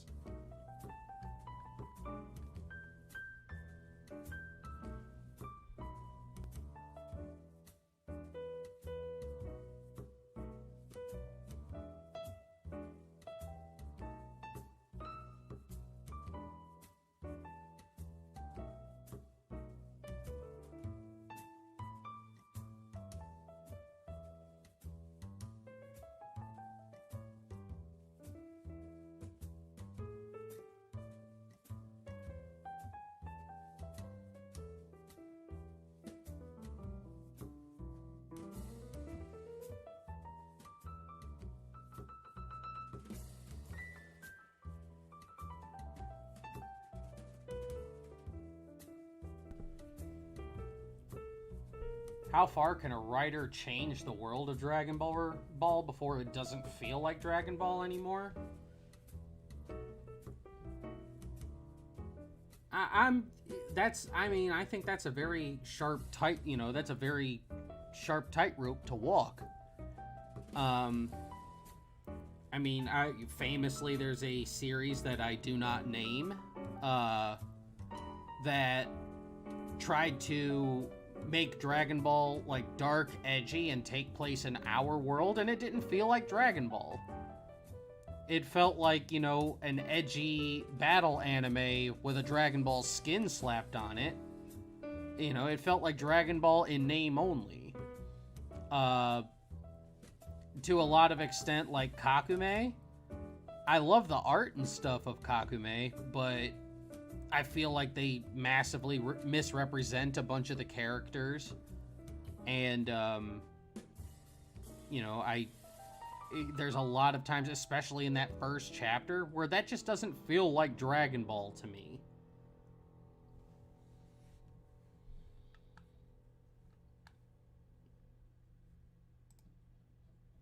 But, you know, again, that's a very sharp tightrope to walk. You know, how far can you take something before it's no longer the thing that you created it to represent?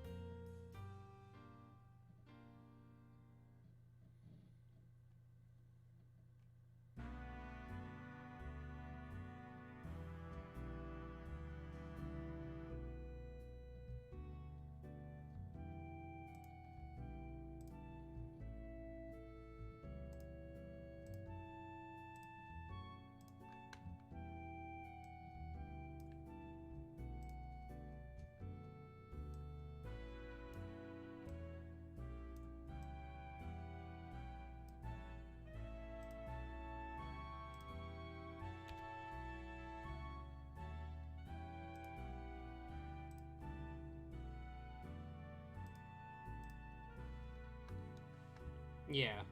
Very fine line between innovating and preserving.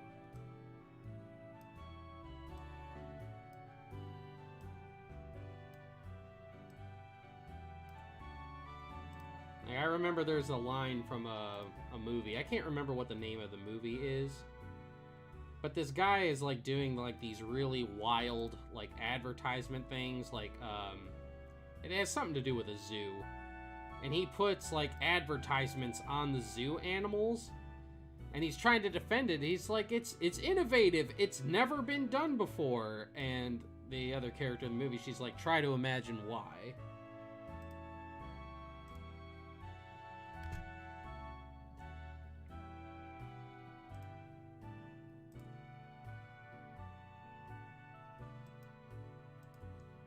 You know, just because something hasn't been done before doesn't mean it's a great innovation, you know? Sometimes things don't get done in a particular thing for a reason.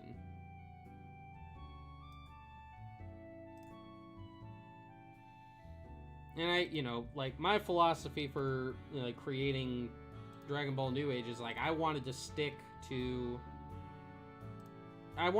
as close to it and preserve as much of, like, the canonicity, I guess you could call it, of the series as possible, while still, like, you know, having some creative liberty with it. But, you know, it's why I go out of my way to make it the way that I make it.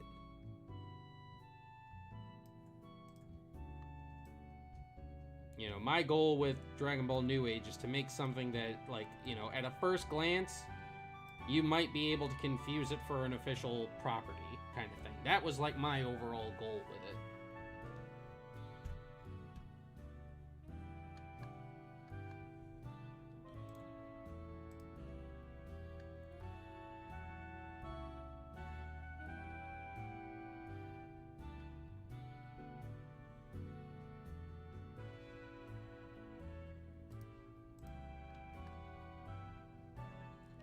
Chrono!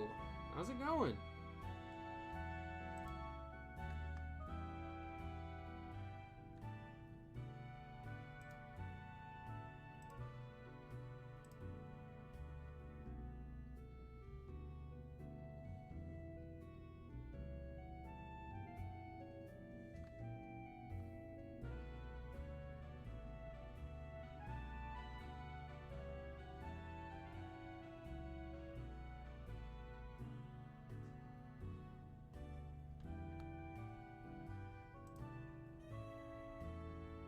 There we go.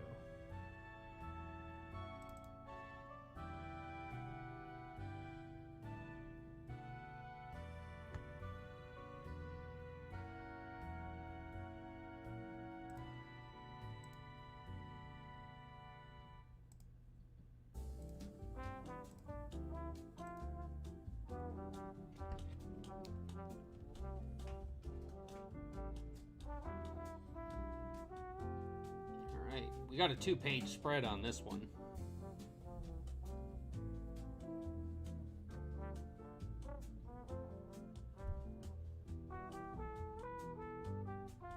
I'm doing okay. I feel pretty chipper today. We just finished up this 1 page. We're going to work on this 2-page spread. See how long it takes us to get that one done. But before we get to work on that one, I'm going to take a quick, very quick break, go grab something to drink, and use the little squids room. So I will be right back, guys. Just hang tight.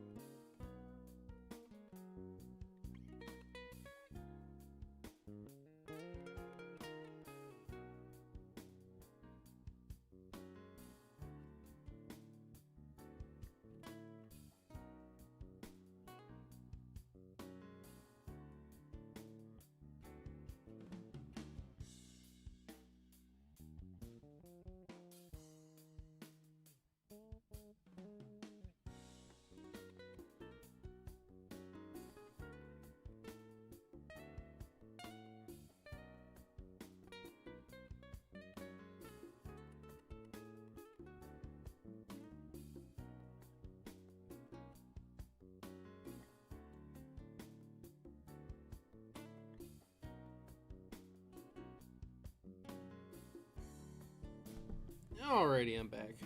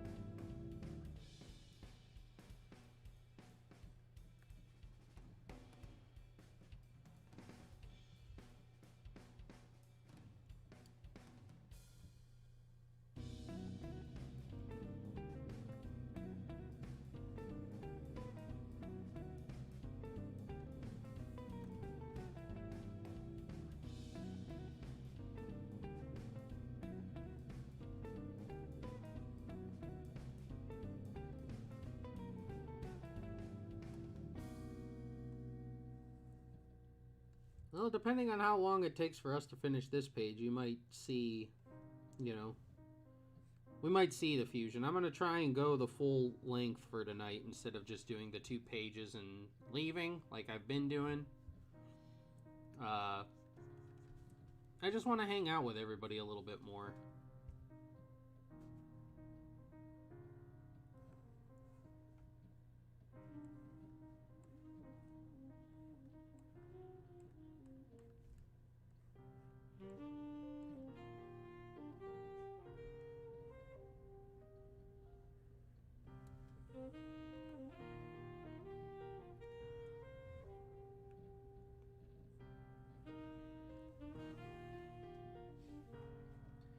Heroines!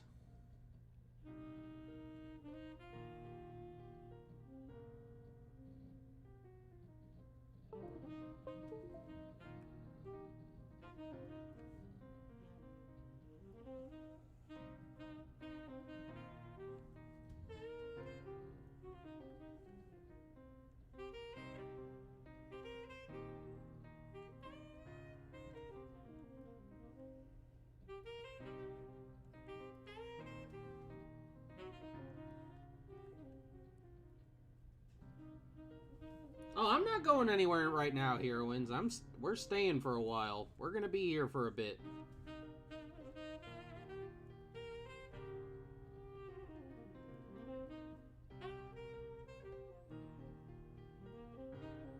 I just said depending on how long it takes us to finish this page, we might get to fusion pages today.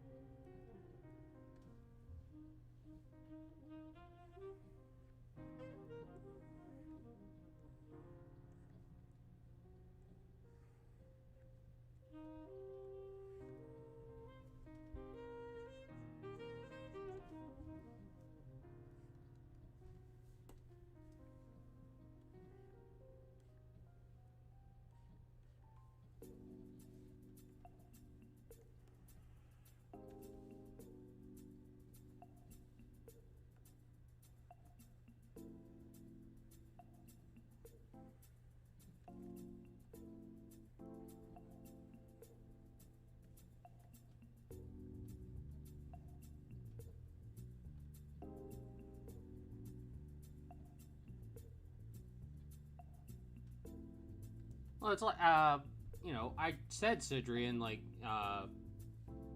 in the old one, he already had, like, a conversation with Mori, the Elder Namekian, and told him, you know, the guys on Earth, they gotta stop using the Dragon Balls. This is why we just dealt with, like, this whole thing about the Dragon Balls basically coming to life and threatening the entire universe. We don't want that to happen with your Dragon Balls, so if they come here trying to use them, just tell them no.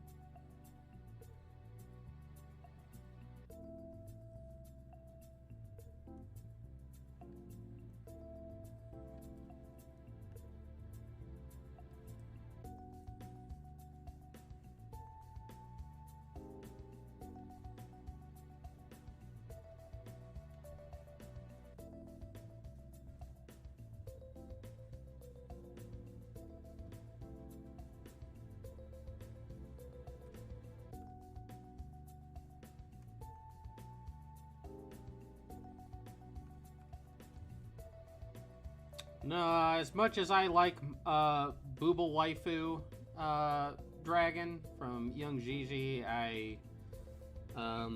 unlike some people, I actually go about attempting not to take other people's characters and use them.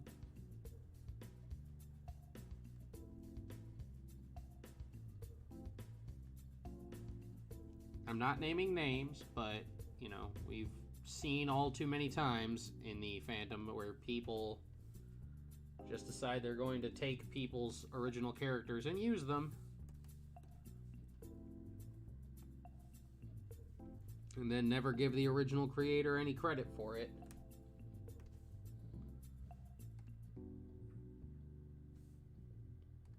You know who you are.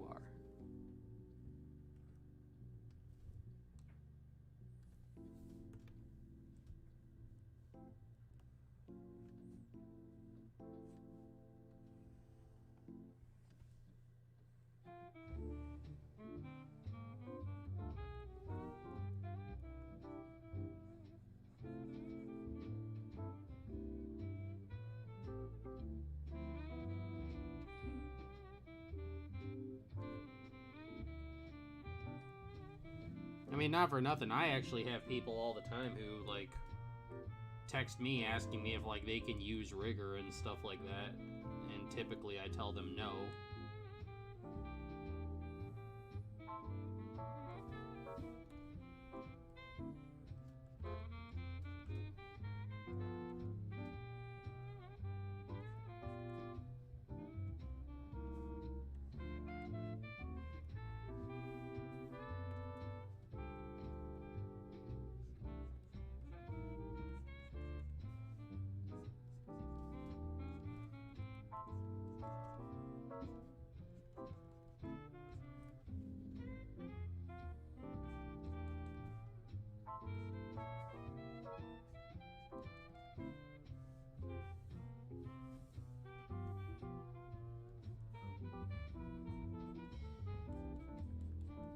And it's not, like, I don't tell people, like, not to use my characters out of, like, you know...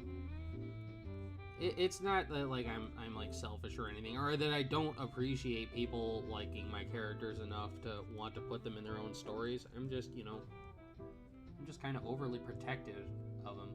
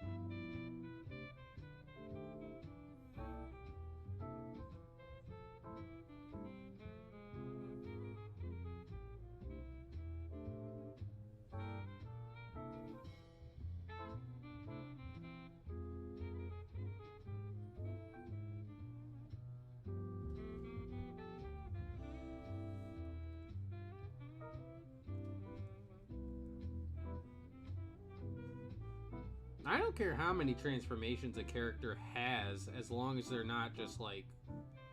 As long as they work, you know? You know, like Frieza, his whole thing of having multiple transformations and each one of them just being, like, so much, like, endlessly more terrifying than the last one. You know, it was built that way to keep everybody up on, like, you know, keep everybody on edge, because nobody ever knew how strong he was just gonna, you know, how, you know, where his strength would cap out at. And then he reaches his final transformation, and you think that's the end of it, but no, it turns out, oh, well, I'm only using, you know, 10% of my power, here's 50%, and now here's 100%.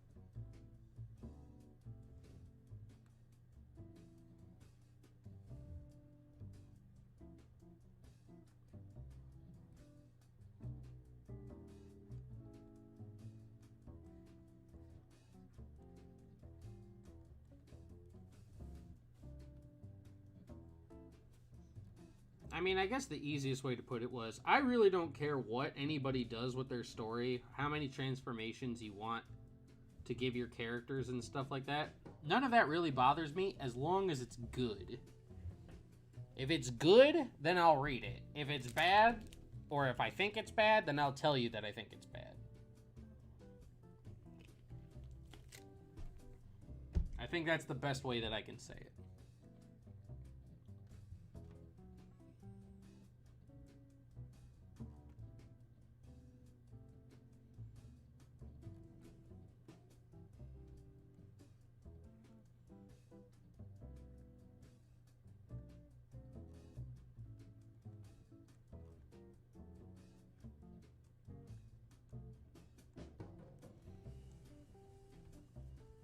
He's not getting it so much in this arc, mainly because this arc is like really largely focused around Vegeta. But this guy, Oob, I've got plans for him in the future.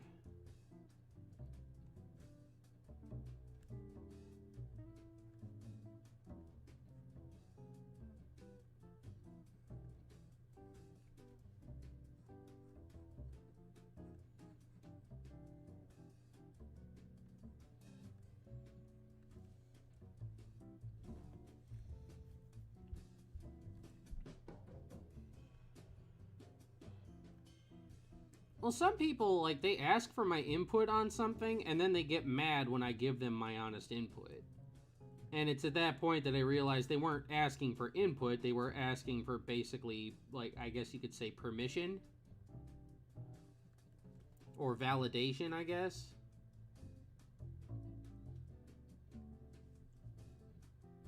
But, I don't know. I take Dragon Ball very seriously, and, as a result, you know, like I said before, like when I review series, my criteria for what I believe constitutes a really good series or a faithful fan adaptation of the series is very rigid and focused, and it allows for very little wiggle room because I feel like I have a comfortable grasp on what should fit and what should not.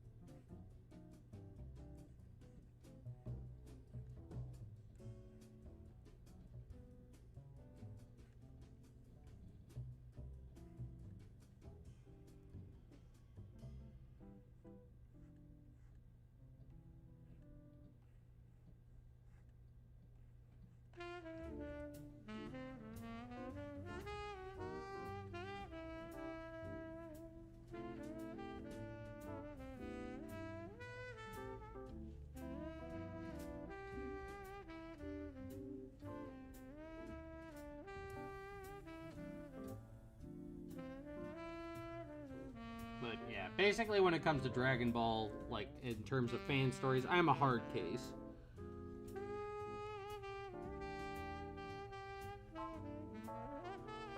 You know, if I'm gonna read a Dragon Ball fan story,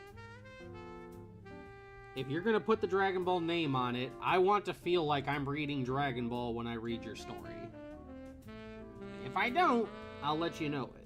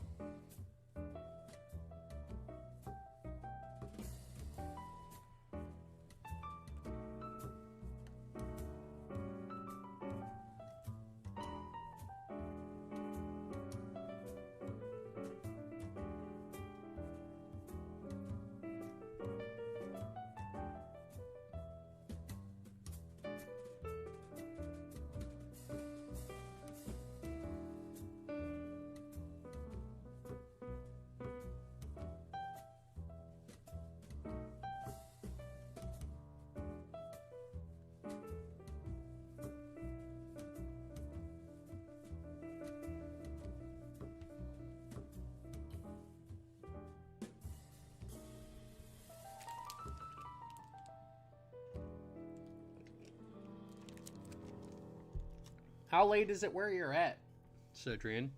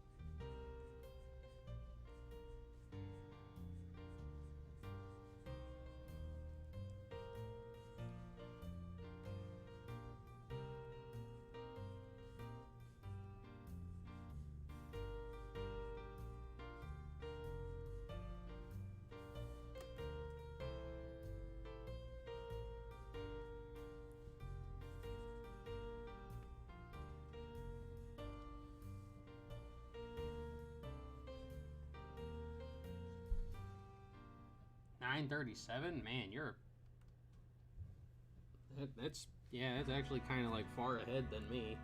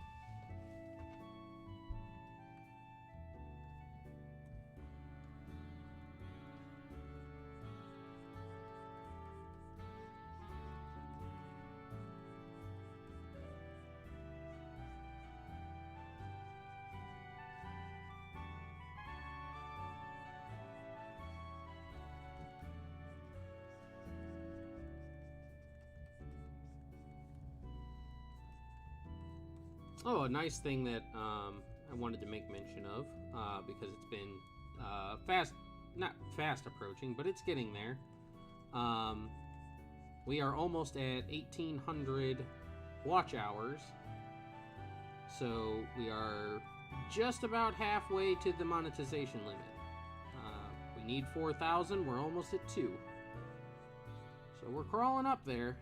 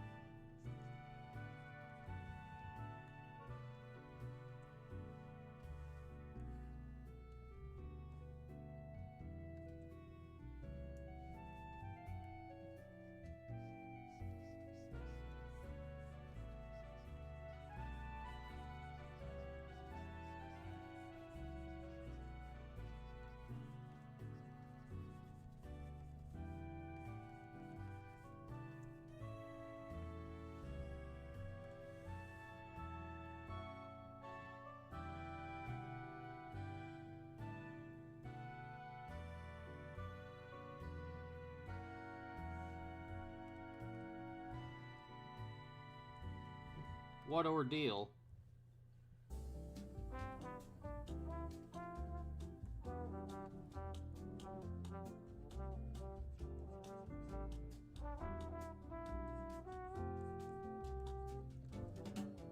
I mean, we're in the same server. You know, I'm assuming this went down in my server, but I have no idea what you're talking about.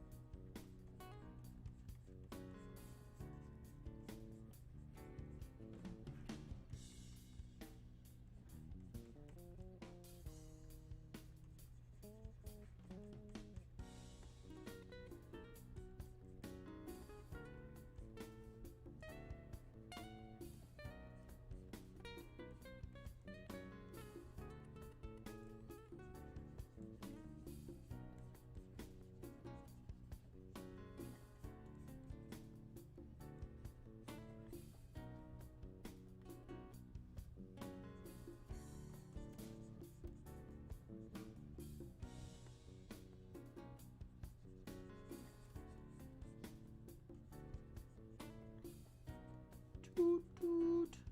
Pain train's coming.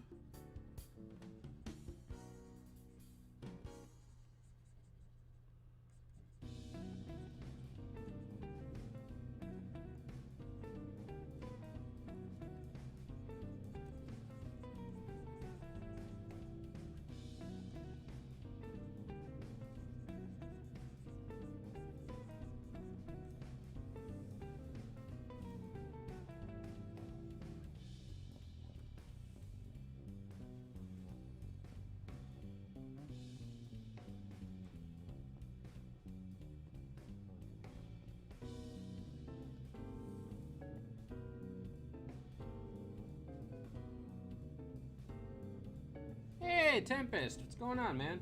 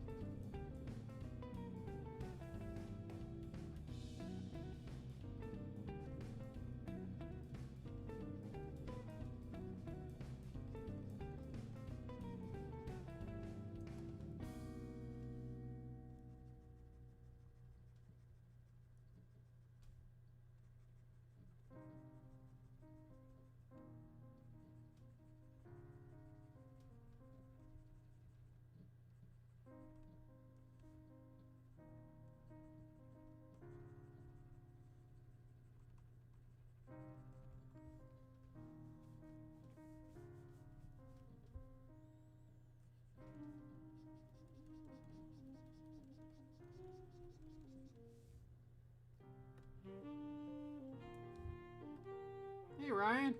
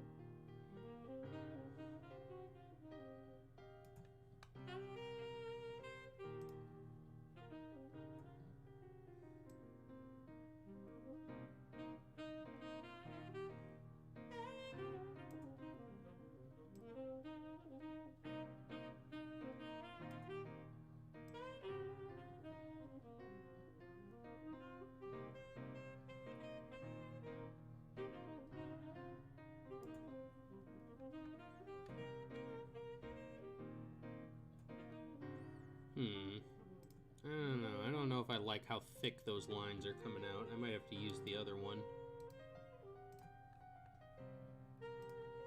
Yeah, I think those lines are too thick.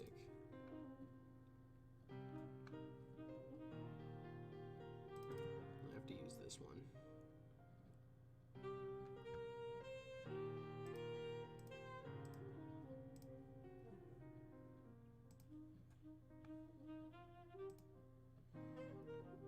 Yeah, you're here, Tempest. That's all that really matters.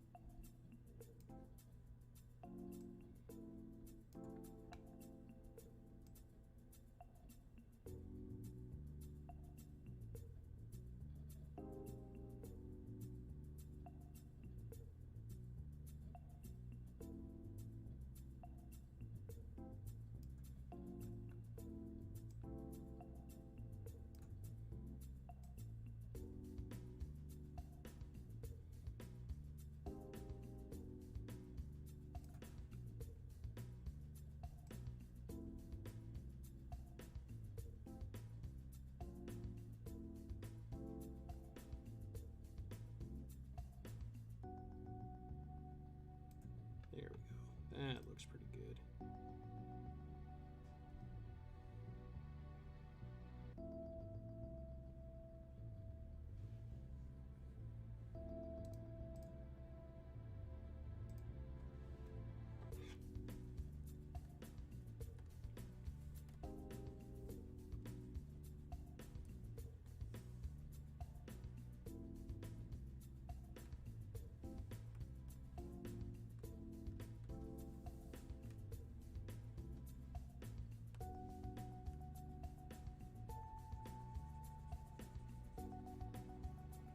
Well, Tempest, that's, that's why I told people, if you're holding off on the definitive edition because you think it's just a complete retread of the original, then you're fooling yourself, because things are happening differently.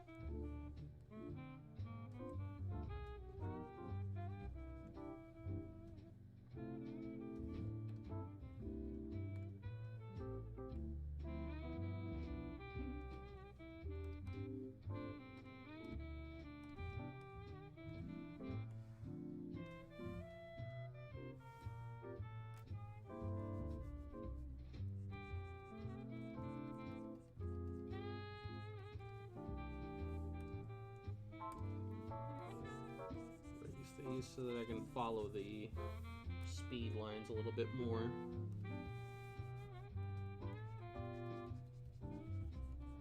In this shot, I want rigor to be just a blur. He is just floating through them.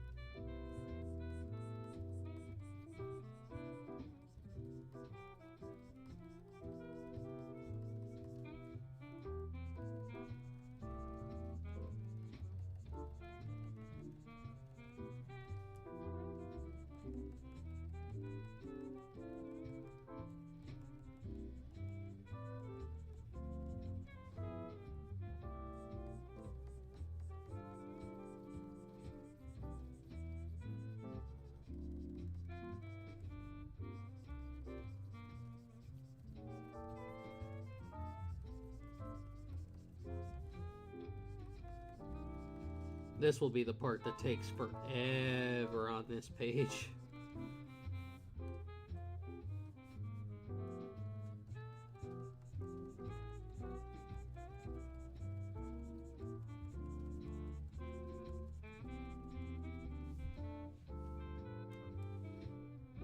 Yeah, it's gonna look really good.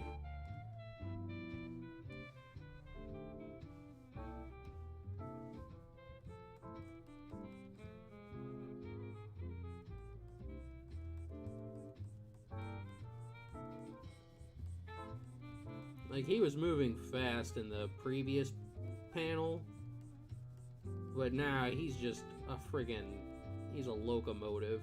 Truly pain trained.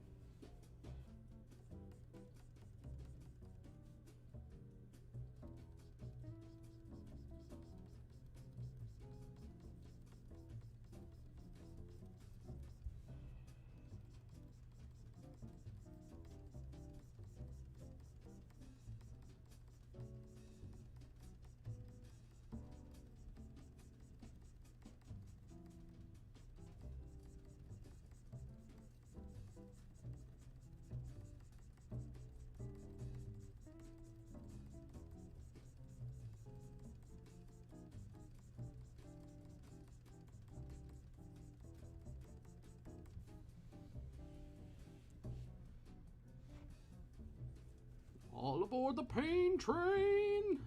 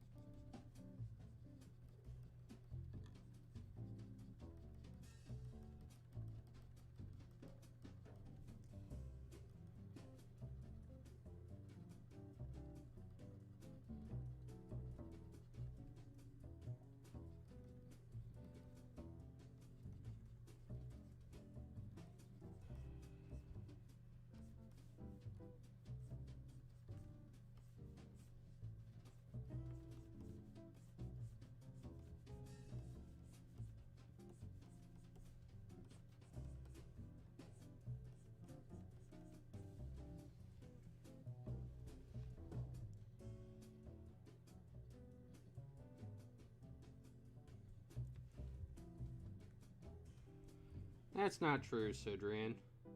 I care about everybody in my server. My DMs are always open on the server. If you need to talk, just, dude, hit me up. I might not be able to get to it immediately, but I always try to make time for everybody who tries to, you know, talk to me. I am not too good to talk to.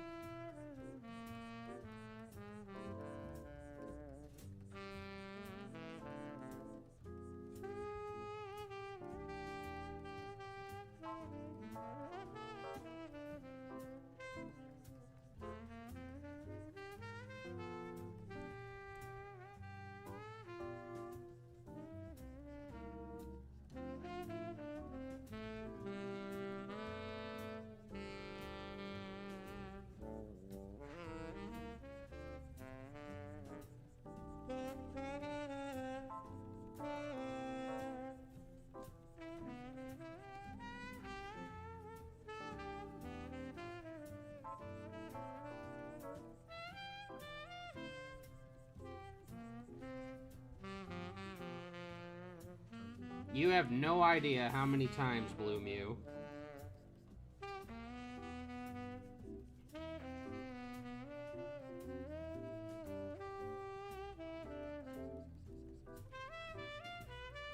There have been a bunch of times where I've woken up and just had like oodles of unread messages.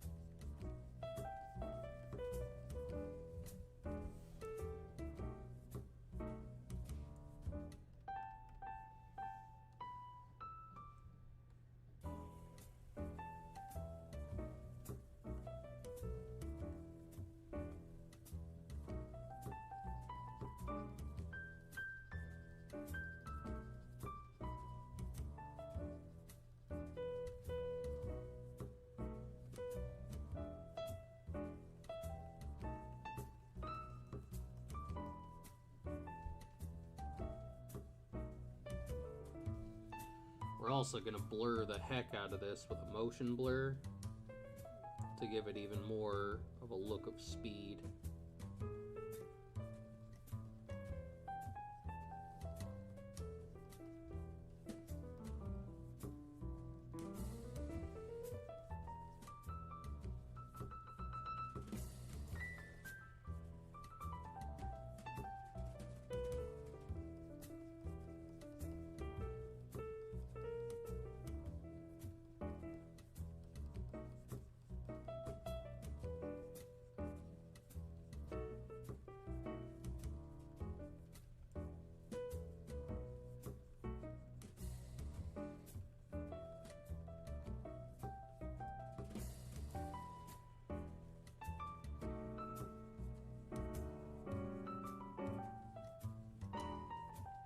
So even though we're doing these all in these lines, you still want to follow the general contour so that people,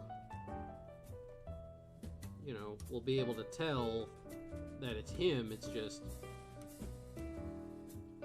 his speed.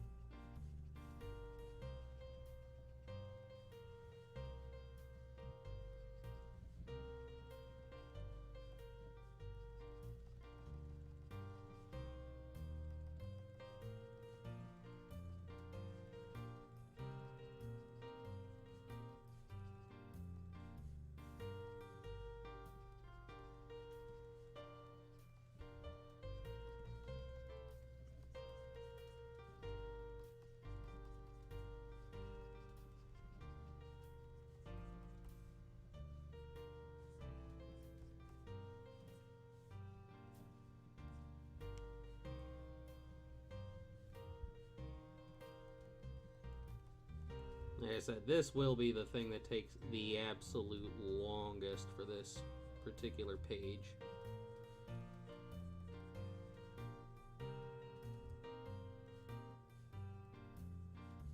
There's sadly no real way that I've found to do it faster and make it look the way that I want it to.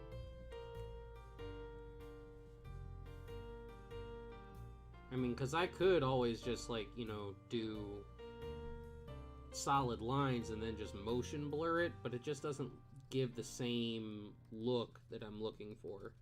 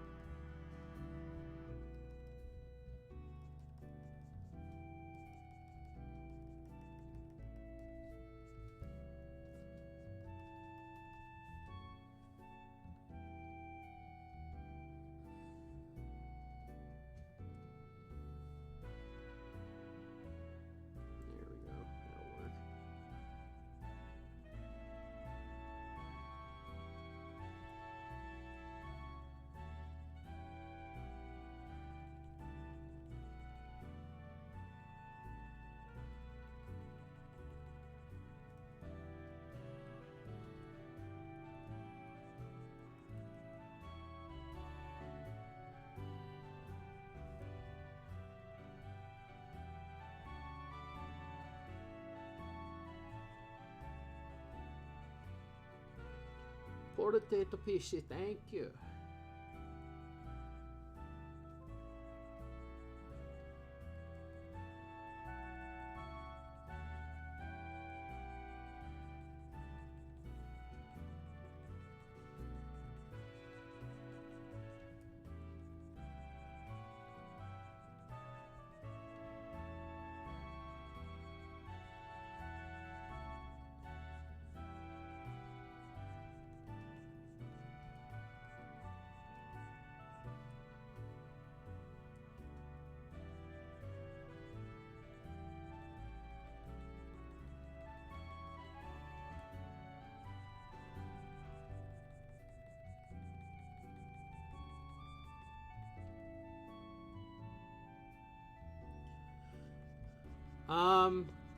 Talking with Liam about it, is how we got into the discussion about doing the original book for this year. So, like, instead of him, like, loaning me the money to get the new PC,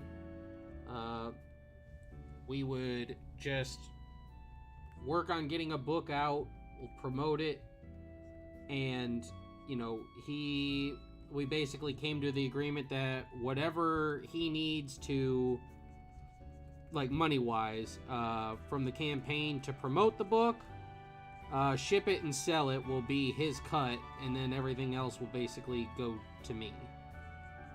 And whatever we make from the campaign will be what I could do to, you know... So instead of just, like, springing and getting, like, the cheapest PC that we can get right now, let's see if we can, you know, do a really good campaign, get a lot of backers and everything, and see if we can upgrade my PC as best as I possibly can, you know? So, I'd be stuck with Potato PC. Potato PC. For a little while longer. Especially since, like I said, I don't want to jump the gun and buy something right so close to tax time, because I still don't know what my tax situation is going to be.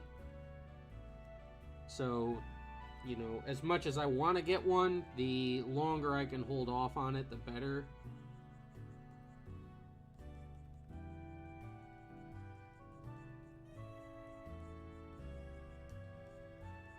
You know, so unfortunately, like, you know, because of Potato PC, I have to be stuck in PNG form for the near future. But if the campaign, when we start it up, if the campaign and stuff goes well, and the book sells well, then I might be able to upgrade to a better PC than I was expecting to. So that's what we're kind of banking on right now.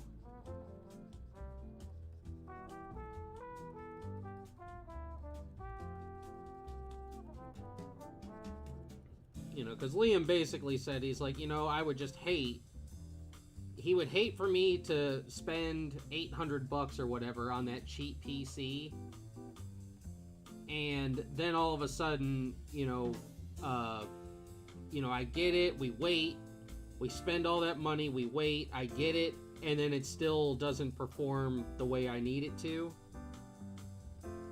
Whereas if, like, you know, I wait a little bit longer and I possibly have the opportunity to make more money and get a better PC, then, you know, maybe that will be something that can, you know, maybe that's something to just work for.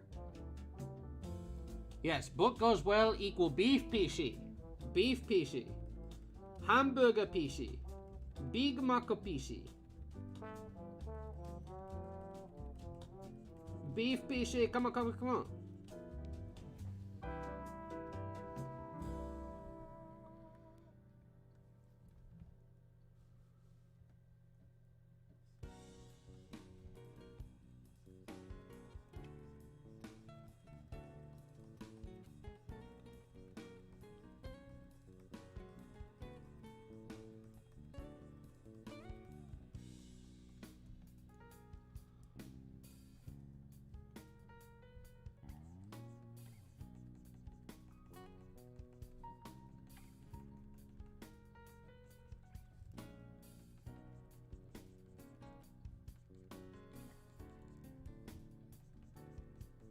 Delicious beef PC.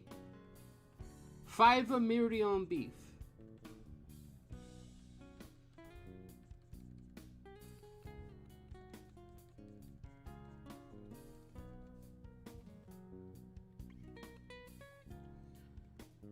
Oh, yeah, Isaiah, like, you came in, after I had already, mentioned it. I was in talks with one of the publisher guys that, I talk with, and, I have an original manga book that will be coming out later this year, and you guys will be able to look at it, back it, and, you know, so we'll have actual physical copy, hard copy books. There's going to be all kinds of other stuff to go along with it. But yeah, this year will be when I get my first original book, like, physically published.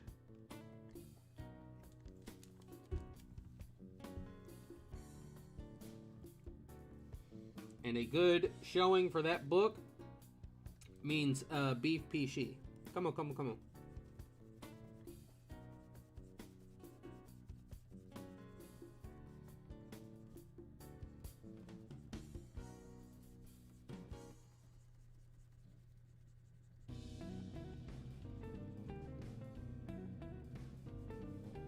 I cannot talk about it right now, Isaiah.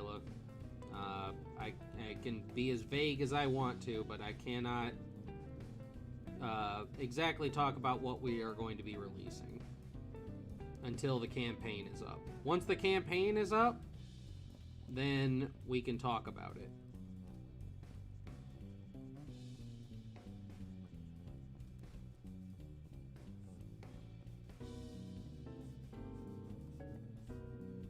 Potato PC. Ah!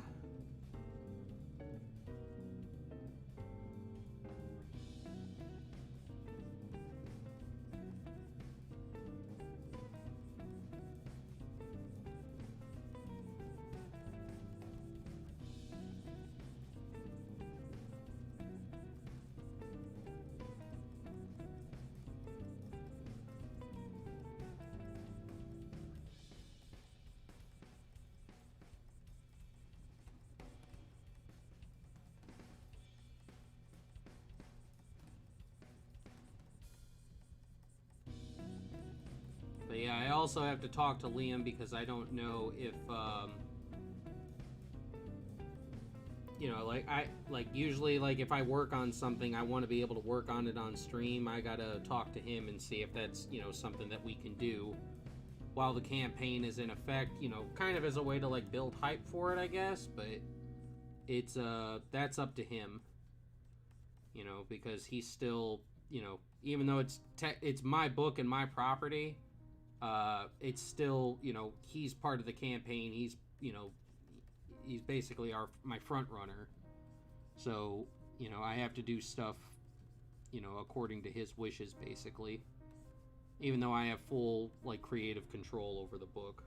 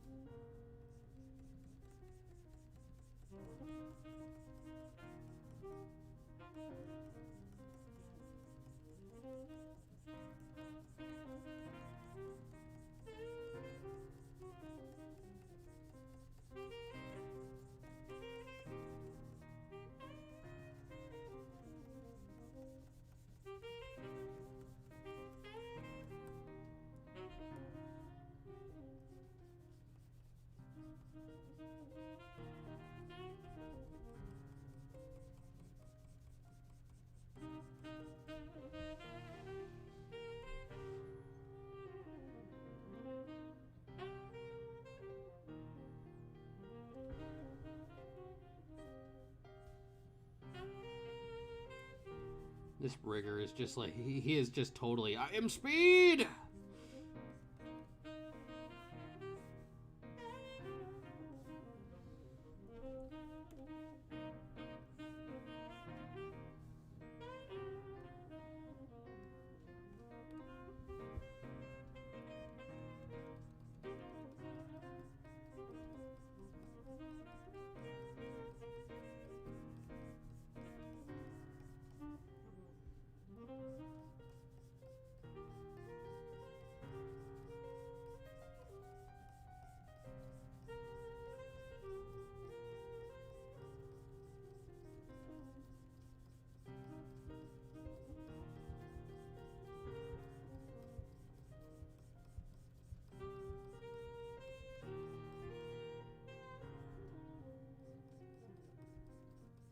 plowing them down at the speed of sound.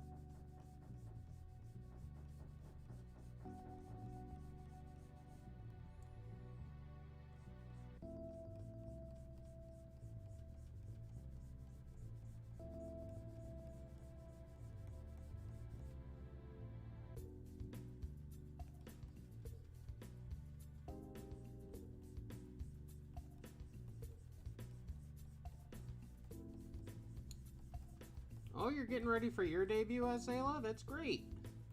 Wonderful community. Lots of helpful people.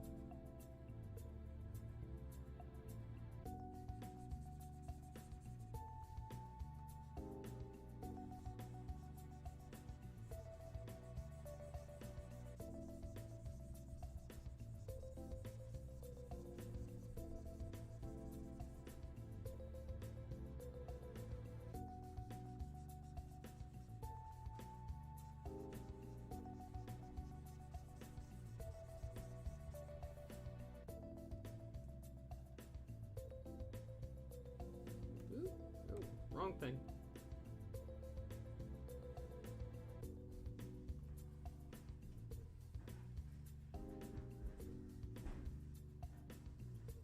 Jeez, you guys gotta stomp that loud? The place of business, please.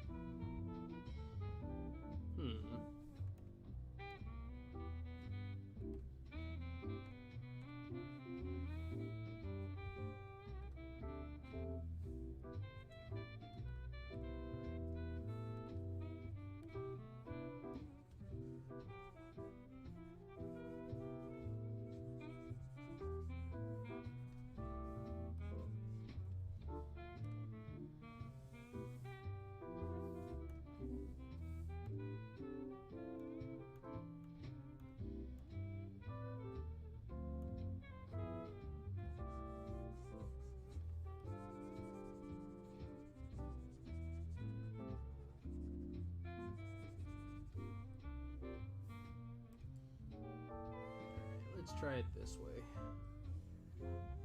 First way didn't look really good, having the motion blur on some of the image and not on the rest. No, no, not that way.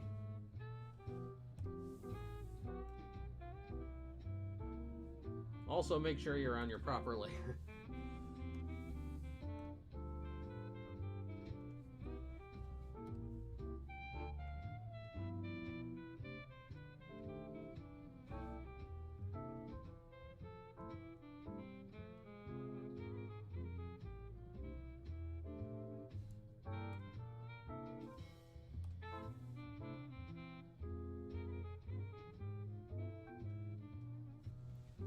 Patrick, did you change the colors on Super Saiyan 5 in this incarnation? They are still, like, he's still got the gold hair and the black fur. So, it has not changed from the previous iteration from, currently. I'm sorry it took me so long to answer that question. I did not see it until just a minute ago.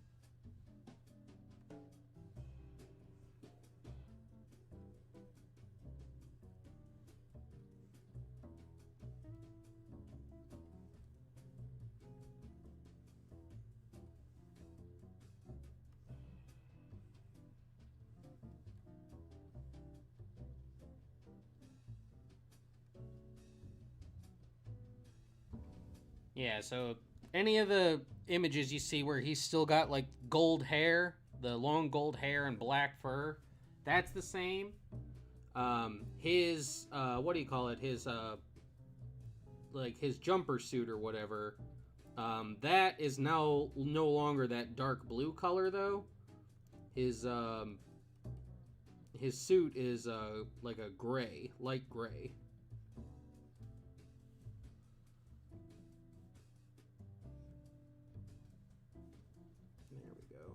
That's looking really cool.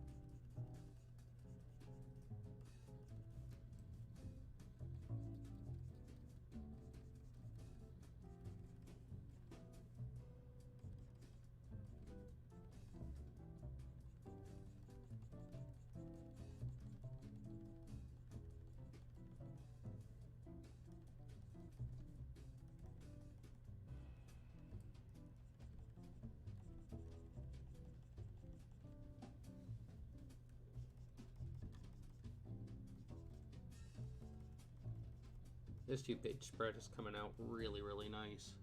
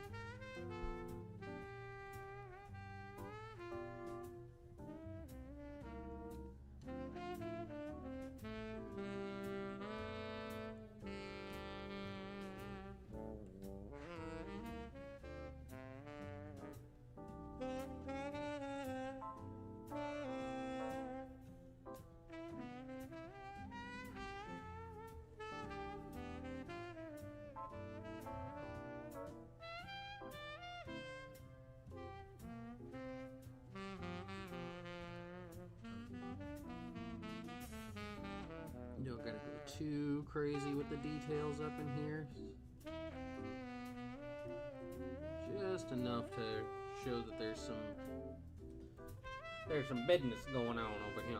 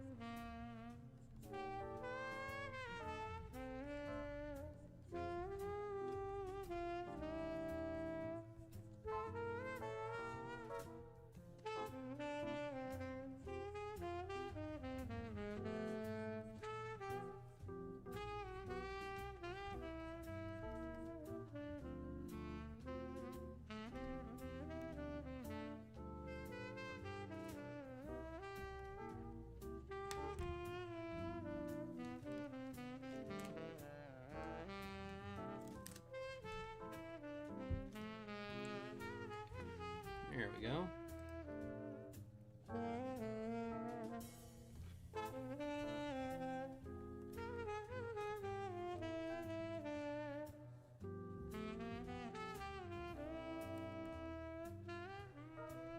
Ooh, no.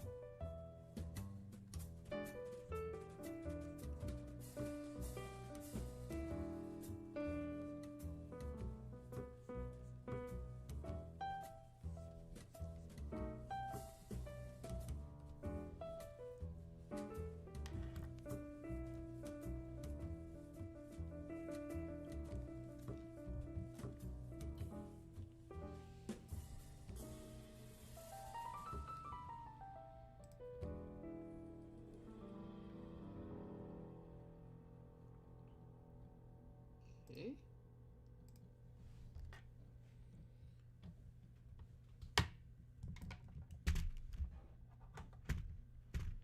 No, pen, do not run away.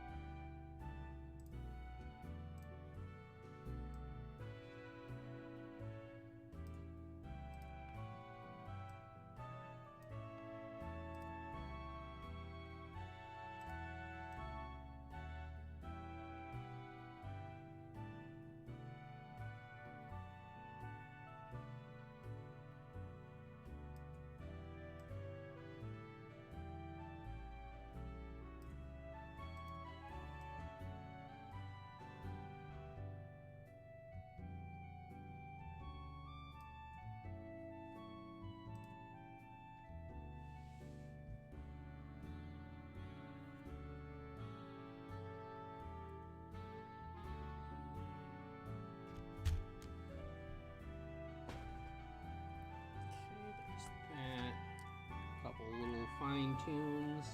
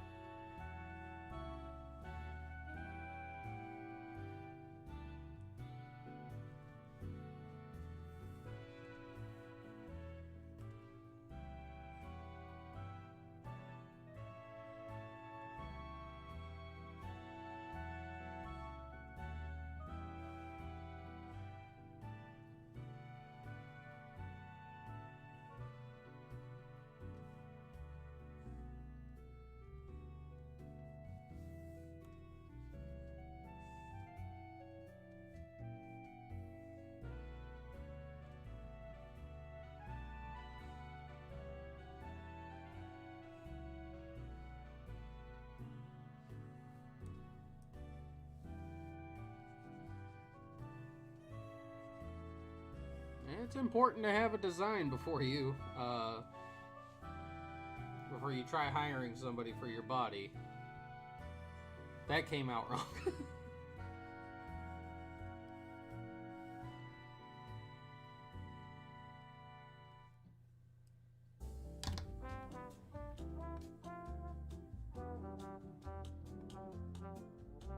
we go. That looks snazzy, if I do say so myself.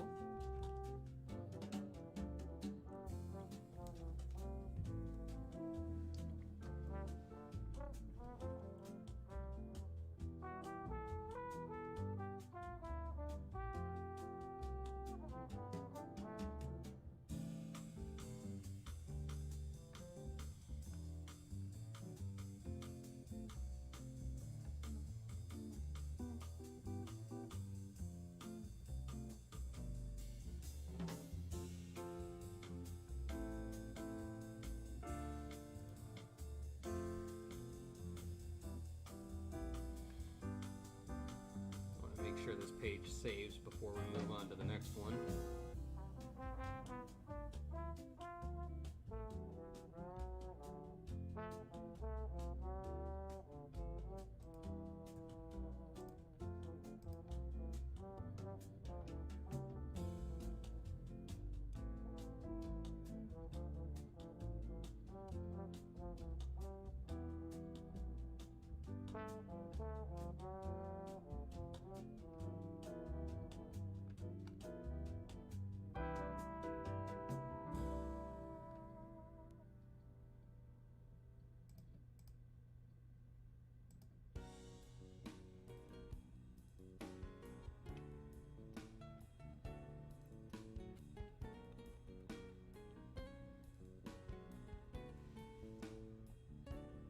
Damn it! Save! There you go. So that one's saved. We can start on this one.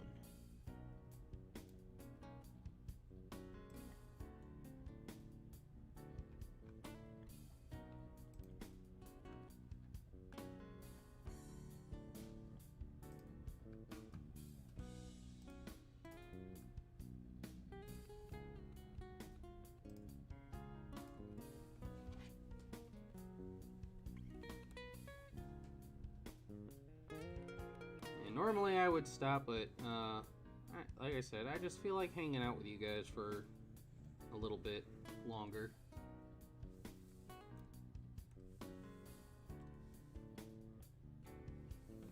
If you don't mind.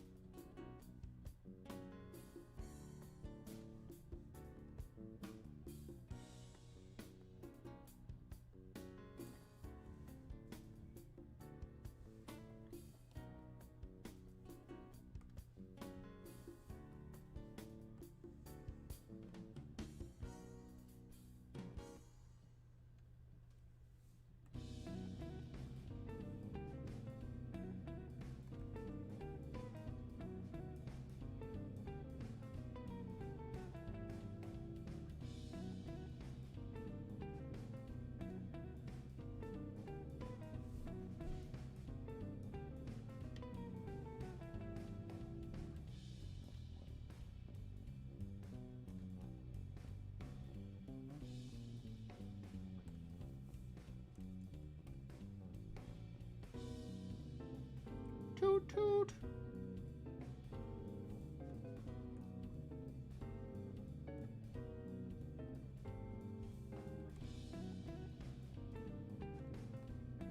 There we go. Oh, no, I don't want to do that.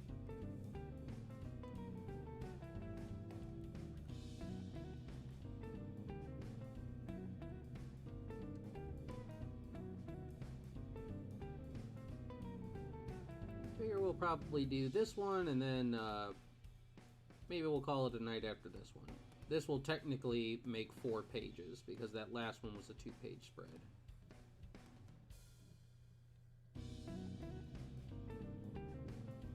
Ruby! What's going on, man?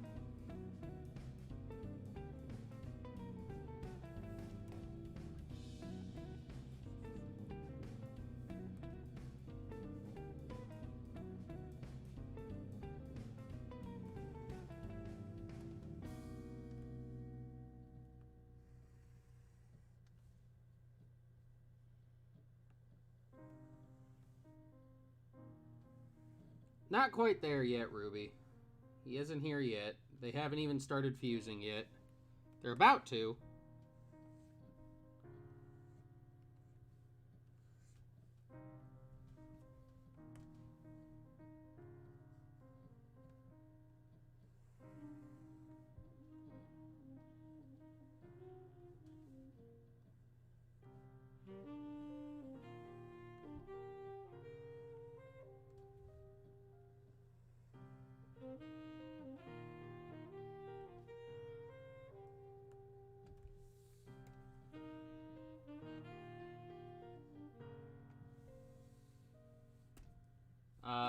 This was the first page that we did. And this is the page we just finished up. No, there won't be 4 pages on Wednesday. It's just I feel like hanging with you guys and I don't want to stop working, so...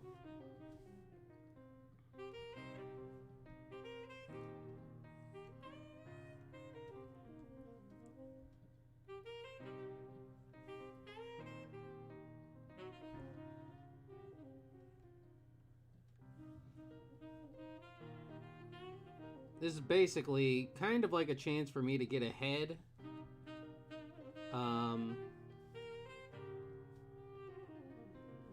That way we can finish out the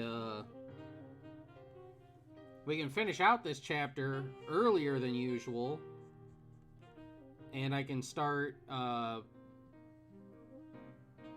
penciling out and inking the next page.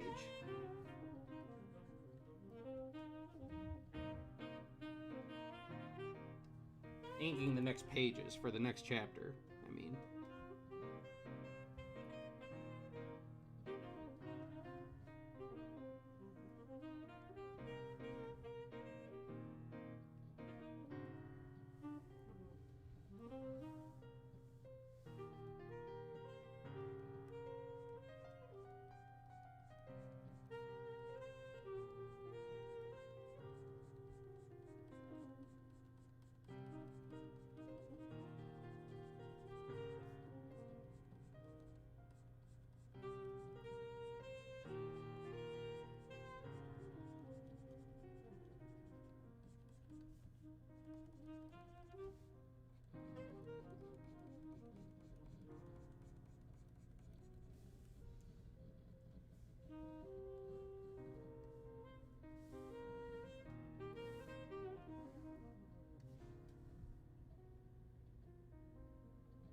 Well, if you gotta go to sleep, Isabella, don't let me keep you awake.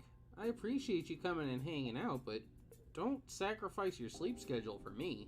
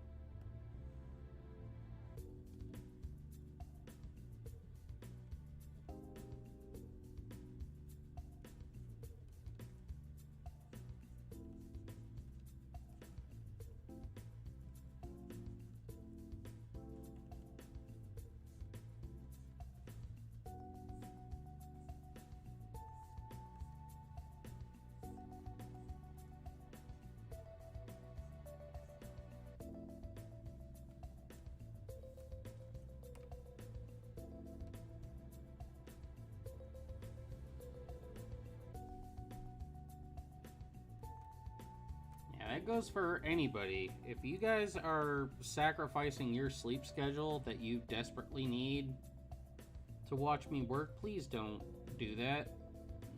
I love and care about all of you guys, and I appreciate you coming and hanging out. But please take care of yourselves before, you know, anything.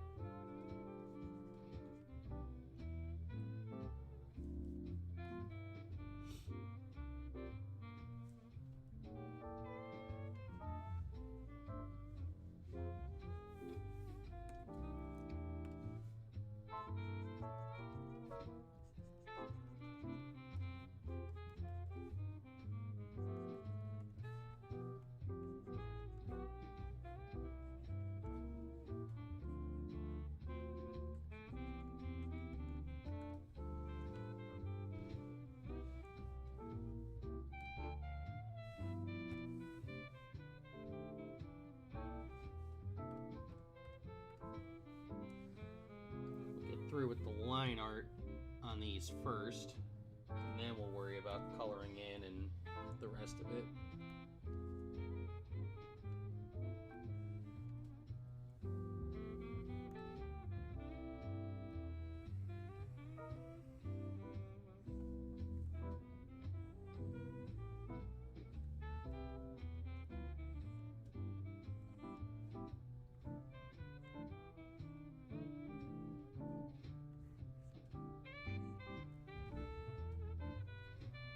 Yeah, so Adrian, we're on a new page. This was our first page. This was the page that I finished up just a little bit ago. And now we're on this one.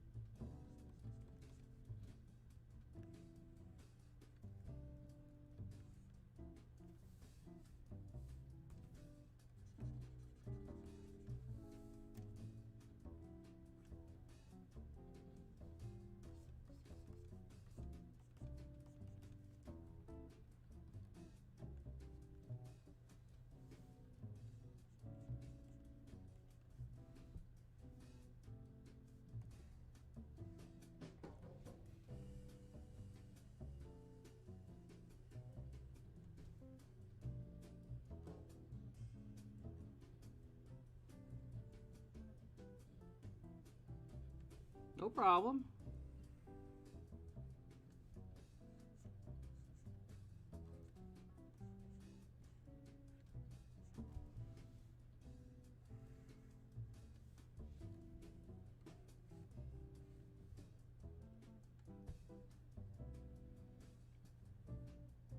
It honestly just depends on how big your manga volume is, you know. When Akira Toriyama was doing weekly Dragon Ball, like, I think they had like 14 chapters per volume or something like that, because there was around like 300 pages. But with like Dragon Ball Super, because all those chapters are like way longer than the weekly chapters that Akira Toriyama did, there's only like 5.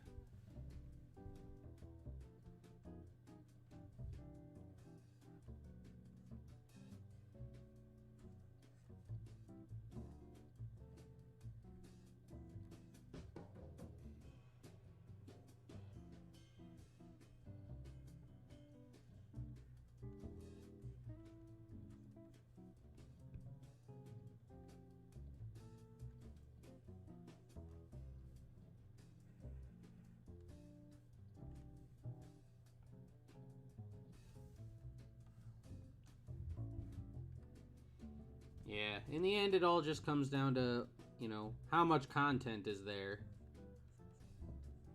If there's a lot of content per chapter, then you're probably going to have shorter, you'll probably have fewer chapters per volume. But if you've got less content per chapter, so like really, or shorter chapters, you'll probably have more chapters per volume.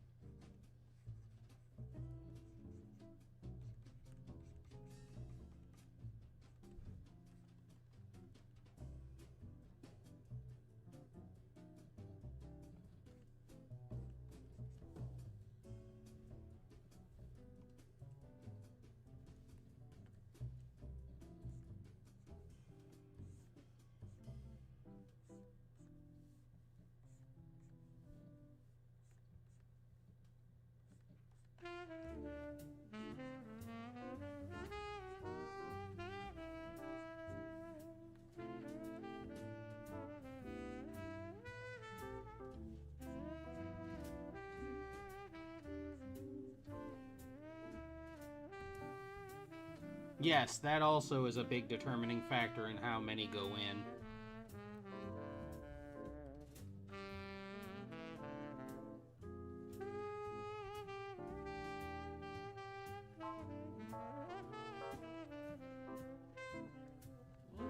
That's kind of what I've aimed for, Isaiah, you know.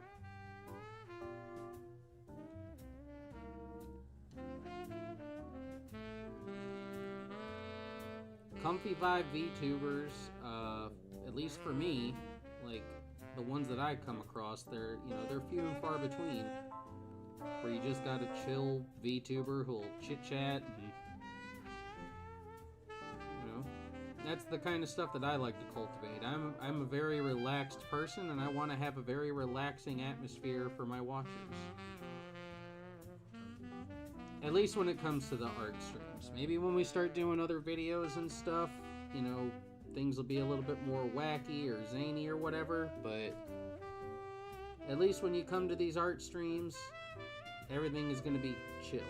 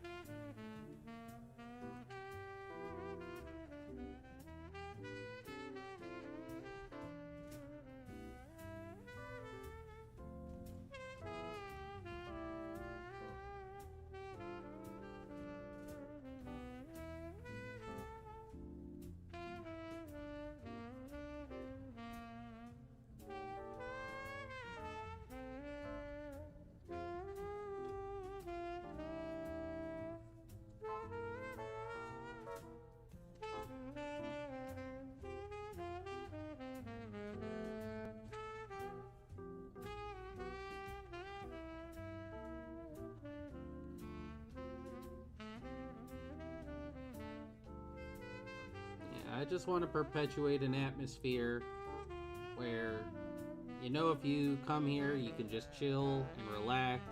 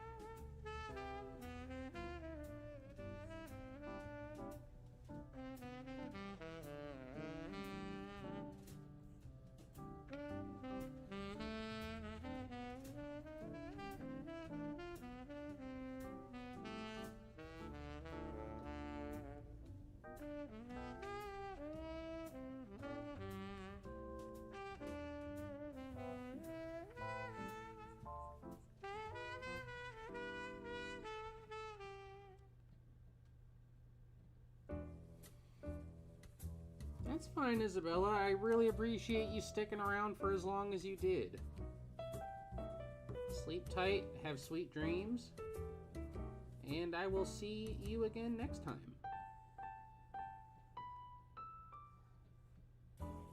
Oyasumi nasai.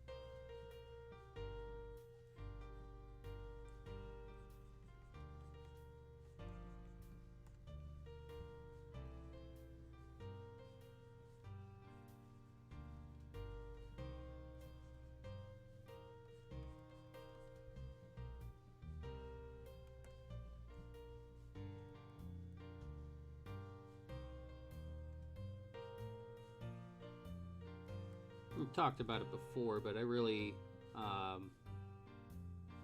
low-key, like, really think that the scars that we added to Rigger add a lot of character to him.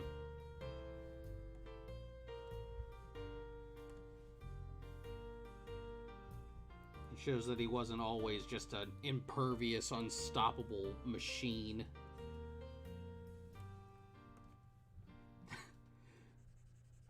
It really is. Why can't you guys just let me kill Vegeta?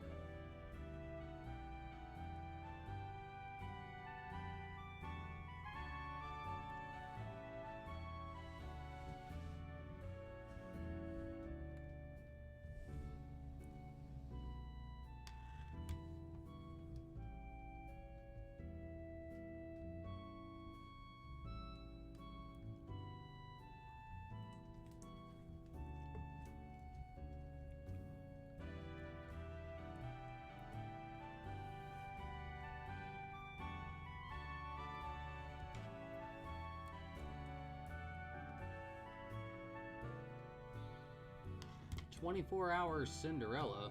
I'm not familiar with that.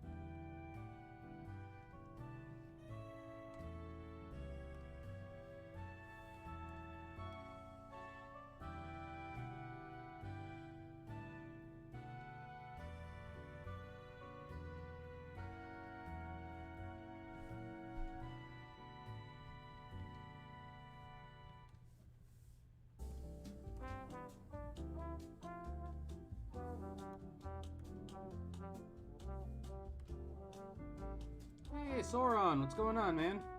Welcome. Late or not, the fact that you're here, that's all that matters.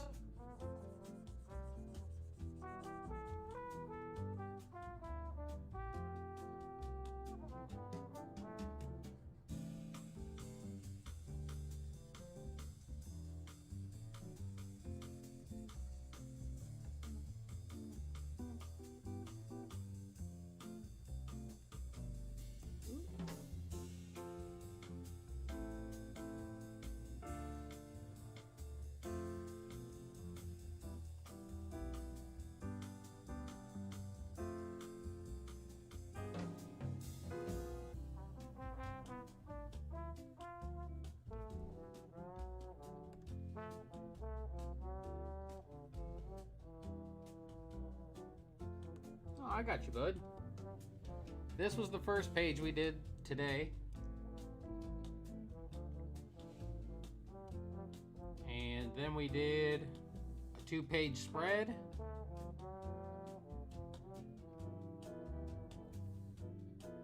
And we're working on this one.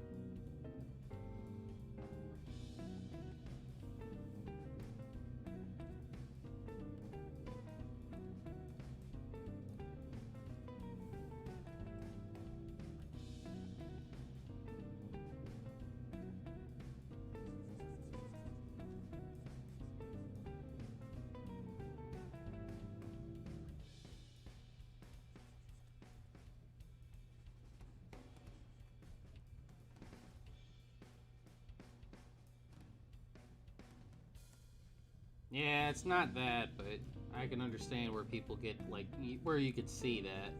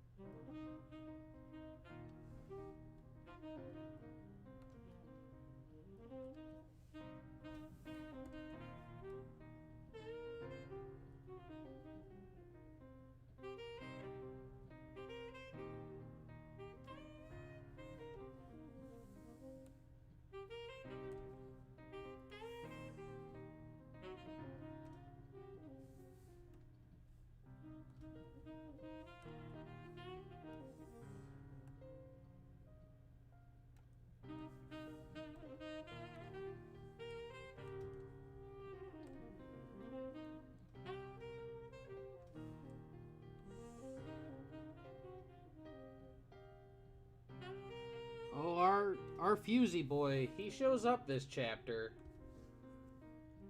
Looking all kind of hype.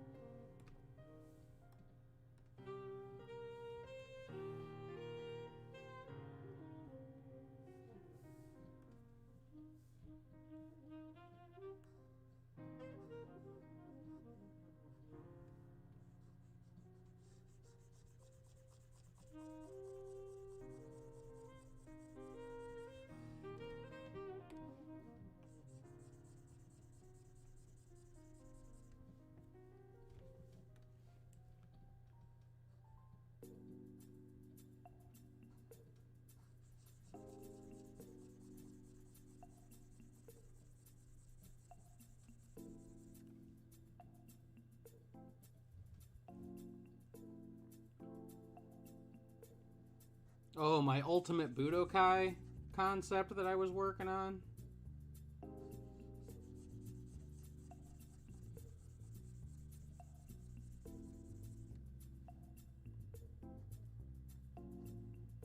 That had like elements from like all the Budokai games and Raging Blast and stuff like that.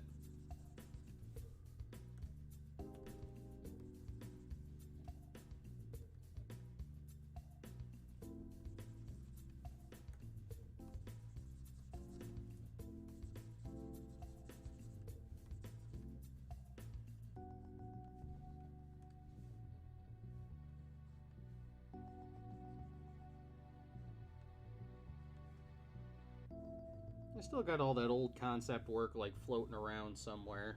I don't remember where it's at.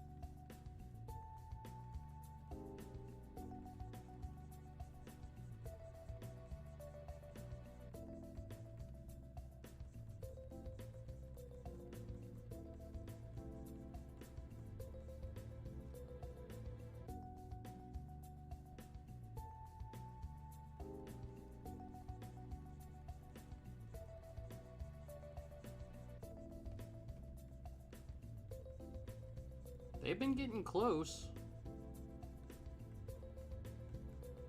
They haven't done it yet, but they've been getting close.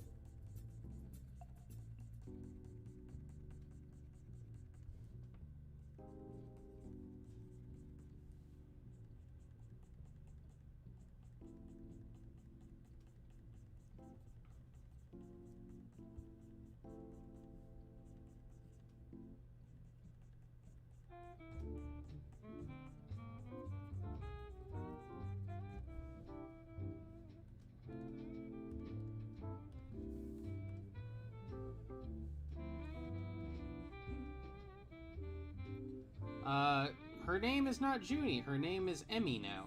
She is the girl who appeared in the first chapter with Trunks.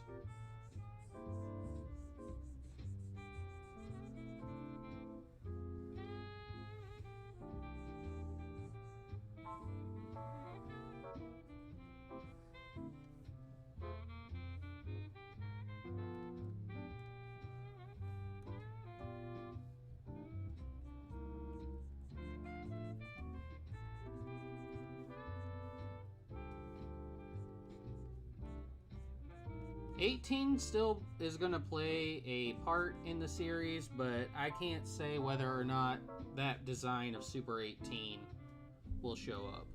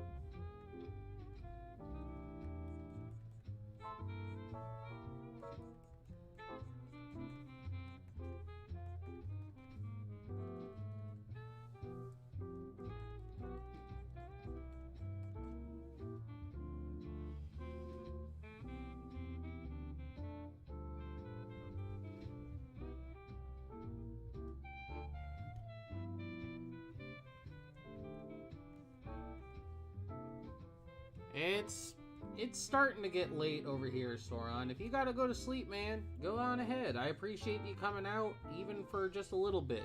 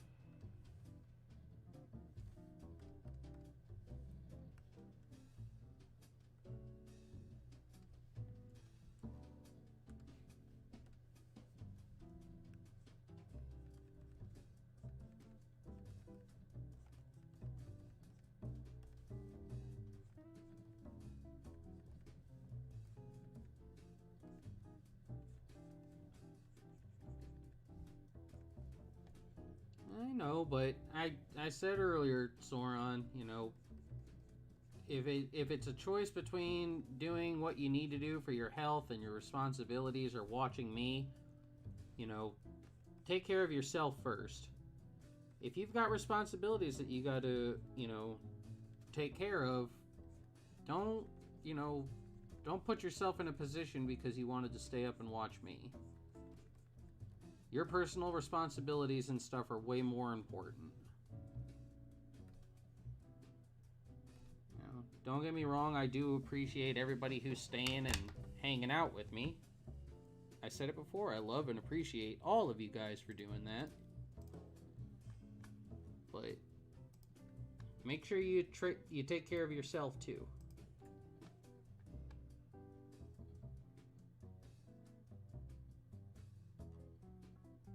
Oh, that'd be dope.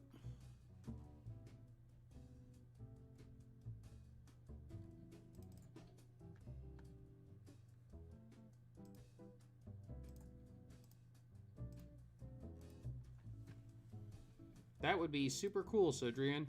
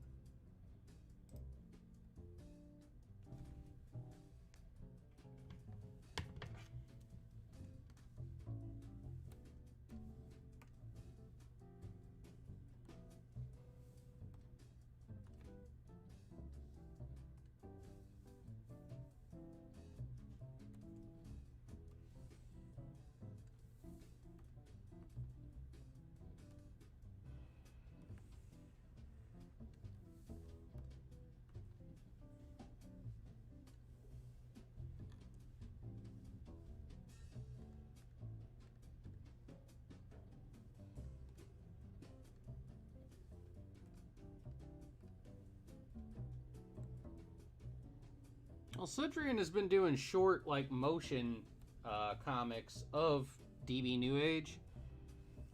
Just of, like, certain moments.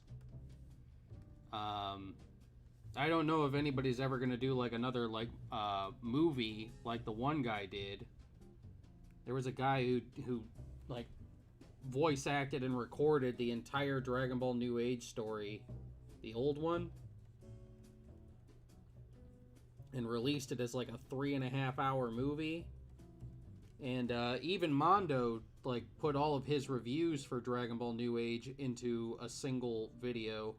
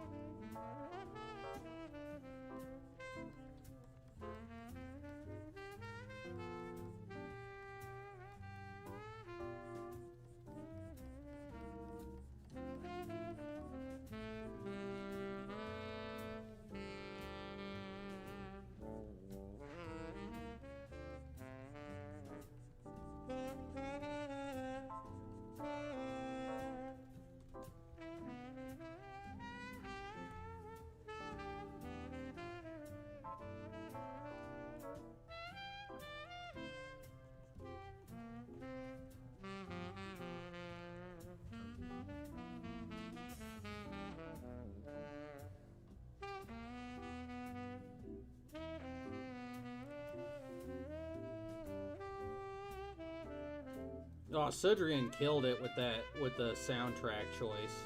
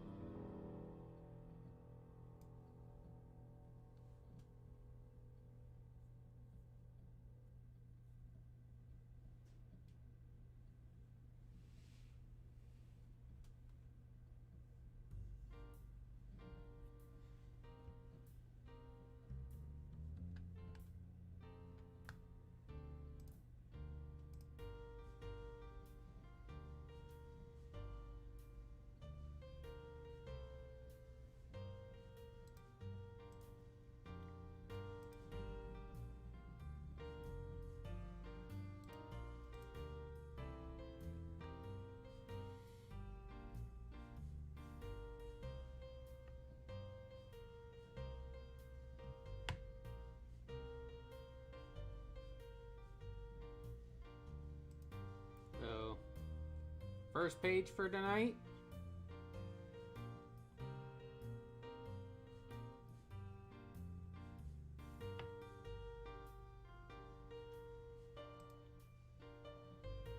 Second, he just plows through Piccolo, Oob, and Trunks.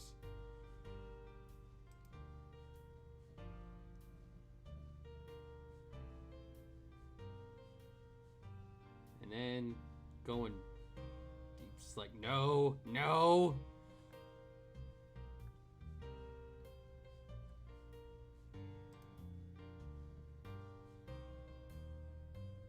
And we're not going to work on this one today, but I can show you guys the next page and leave you to speculate on what's going to happen.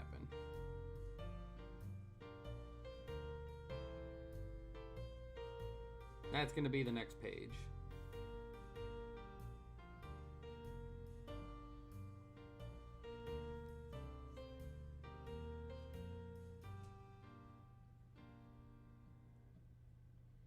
Death blow.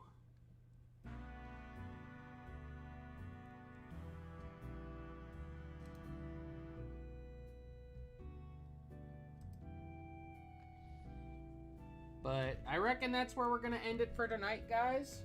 We did a whole lot tonight. We got a grand total with the 2-page spread. We got 4 pages done tonight. That's a lot. That's the next 2 weeks of pages, almost. So this page will be released, and probably the 2-page spread, and then this one and the next page will be released for the next one. But thank you guys all so much for coming out. Oh my goodness, we had such an eventful, fun night. I really appreciate you guys coming and hanging out with me. The DB New Age streams, you guys always just seem to come out in force, and I really, really appreciate it. So thank you guys so much for coming out. Tomorrow is going to be Moscow X thumbnail day, so I hope to see you guys again then. I am Malik Torihane. This has been the TEMPTacle Lounge. I love you all, and I will see all of my freaky darlings again next time.